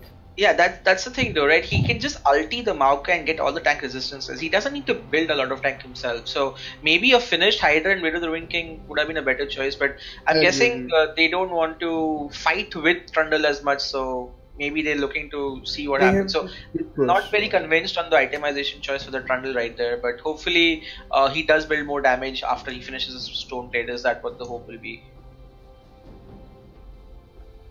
A bit of like this game can go either way. If like CJ chokes out, it could be the Forest Academy. If the Forest Academy plays a misplay like we saw in the earlier, a little bit of earlier in the mid lane, then the CJ can take the upper hand. We just have to wait. They are just waiting for that opportunity to happen and take that opportunity and take it to the next level. But as the time goes on, not much of that many opportunity was made by any of the teams, and they were playing extremely well. Agreed. The game has resumed right now. The battle pings have reconnected. So the game has sort of reset for the time being. The explosive fight top lane gathered no kills by either team, and now they've just gone back and bought their items. The game is quite close, to be honest. It could go on to anyone's scale. Whoever has the better late game fighting will probably decide the winner here. So let's see what the next moves are. So the top lane has been pushed. Someone will have to respond to that. Meanwhile, Trundle and Maokai are just gonna keep fighting bot lane, which I think Trundle should be able to outpush the Maokai in this case. So that will give an advantage to Trundle if he's trying to push. But I think he has no vision right now, so he's just waiting for the minions to come to his side of the base and slowly start pushing it out. So the game is a bit of a neutral objective right now. So the main thing would be for each team to gather vision around the neutral objectives. So Baron's up in nearly 2 minutes, and Dragon's up in nearly 2 minutes, and Baron's already there. And Forest Academy have vision on the top side of the map, but they need to probably start having vision on the river side, because CJ has control over the river for the time being. The two wards right there. Oh, there's a flash. Flashing dazzle. It's a flazzle right there by the Taric, and Lucian will be taken out for his red buff damage. So lovely. That's such a decisive call from Honeybear right now. He doesn't care. He knows his flash, and he just flashes onto it. And red buff really helps. So. And there's a free Baron for the blue team. Since the red team's jungler has died, they're not contesting for it right now, but I do see Braum there. I think they are going to contest for it, but it'll be very close right now to see who gets it, because the jungler is not there, so like it'll be hard. And both of the top laners are in the bot lane right now. Oh, there you go. Baron goes on to CJ. This might be the advantage looking for, and Kane jumps onto the Tristana and gets her right there. So Kane is doing really well, and a flash cube, but Ryze touches away and misses that. So very explosive team fight, and they get another kill right now. So CJ got the Baron right now, made the right call, flashed onto the Kazakhs, and got an advantage to that. So really well played by them, and they should be able to get in the mid tower right now. Buff is working for them, and they have picked up kills, one kill actually. And the Maokai steps in to get the fight, but he is in the right place of the wrong position. Maokai, that's a good engage, my friend, but there's no one there to help you right now. Why are you going all alone by yourself? Maybe now the thunder is kicking off. Oh, that's a misflash. Oh, that's a misflash. That's a misflash. That's just unfortunate coming out. He was playing so well right now, but that engage onto the tower was completely unprecedented and uncalled for. And that probably gives another tower onto the CJ, because they're moving on top lane. So that's 2 instant towers that they're going to get, and that becomes a very big gold spike right now. There's nearly a 6,000 gold lead that CJ has gotten right now. And the top lane as well is also pushing, and they might be able to, the minions might be able to take down a tower themselves. So everything going well for CJ right now. The Baron call and the towers and the kills, and now they're in the driver's seat of the game. All because of that flazzle, the flashing dazzle. Honeybear being the main player of this team, making the plays from the support and getting them the kill onto the Kazakh that gave them the balance. So really well played by CJ, and I hope now they have the means and the tools to close out this game, and Forest Academy will have to try and make an engage or get a catch, because this game might be slowly getting out of their hands if they don't do anything about it soon. Like pretty much 28 minutes to the game, and CJ they have 5 towers, where Forest Academy they have only 2, and so far CJ has taken all 3 dragons, and they also have the Baron buff with them. Let's see how the lane assignments go. So they have Trundle pushing the bot lane, the mid lane no one is pushing, and I think they're trying to go after the last outer turret, which is the top lane. So should be interesting, but they need to realize that Maokai is mid. So, they found another catch onto the Ryze. And before dying he shows his badge. Okay, maybe that's kind of what Honeybear has played really well in the last 2 team fights, getting the important catches onto the people, and basically single-handedly winning the team fights for the team right there. So well played by Honeybear for making those engagements with Taric. So Vishy, what do you think about the team fights? Like so far, blue team they are winning all the team fights without their top laner. Like, do you see the Trundle in the bot lane? He's solo pushing the lane, and he'll get the tower instantly. Exactly. That's exactly why Trundle is such an amazing pick into these tanks, because the Maokai can't 1v1 them, and the moment the Maokai goes to help his team, he will just push another tower and take it. Like, he's taking the top bot inhibitor tower right now, and the team is top lane. So that's exactly how you play Trundle, and so Rise of CJ is showing how it's done very well by utilizing the Trundle pick to split very effective. Carry being used. Exactly, like CJ, they are trying to end the game here, or are they backing out? So they are resetting right now. So for the red team, I can say this much, that they have to find out a way to get to the back line for the blue team. True.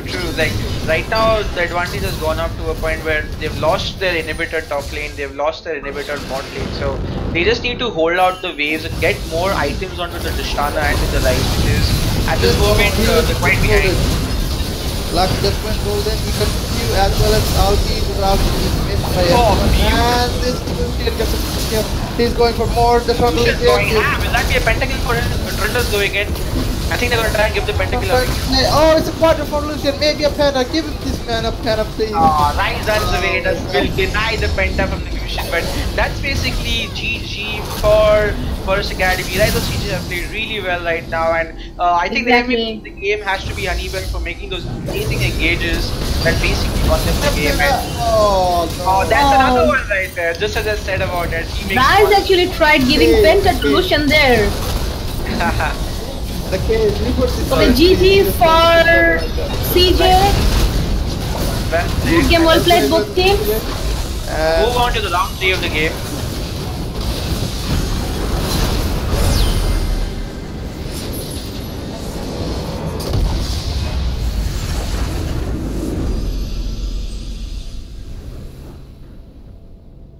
Alright boys, so this is the end of the Alliance Day 1. As you can see, both the runs have been played. The bracket stages will be updated on Alliance's Facebook page, so make sure you follow that. The semi-finals will happen tomorrow, and we will tune out for tonight, but hopefully we'll see you guys again tomorrow for some exciting matches on both the semi-finals from the Indian bracket as well as the Bangladesh ones. Alright, Hikari and Neo, any last words for your experience today? A really good time hosting these games, although they were ups and downs on both teams' end, but they were enjoyed to see. Hope you guys enjoy us. Join us on the next day as we cast along on the semi-finals and the finals playoffs on the Alliance Cup. The updates will be given in, and we will be seeing you. Keep an eye on the Facebook page. Yeah. The updates and on the semi-finals, like who is against whom.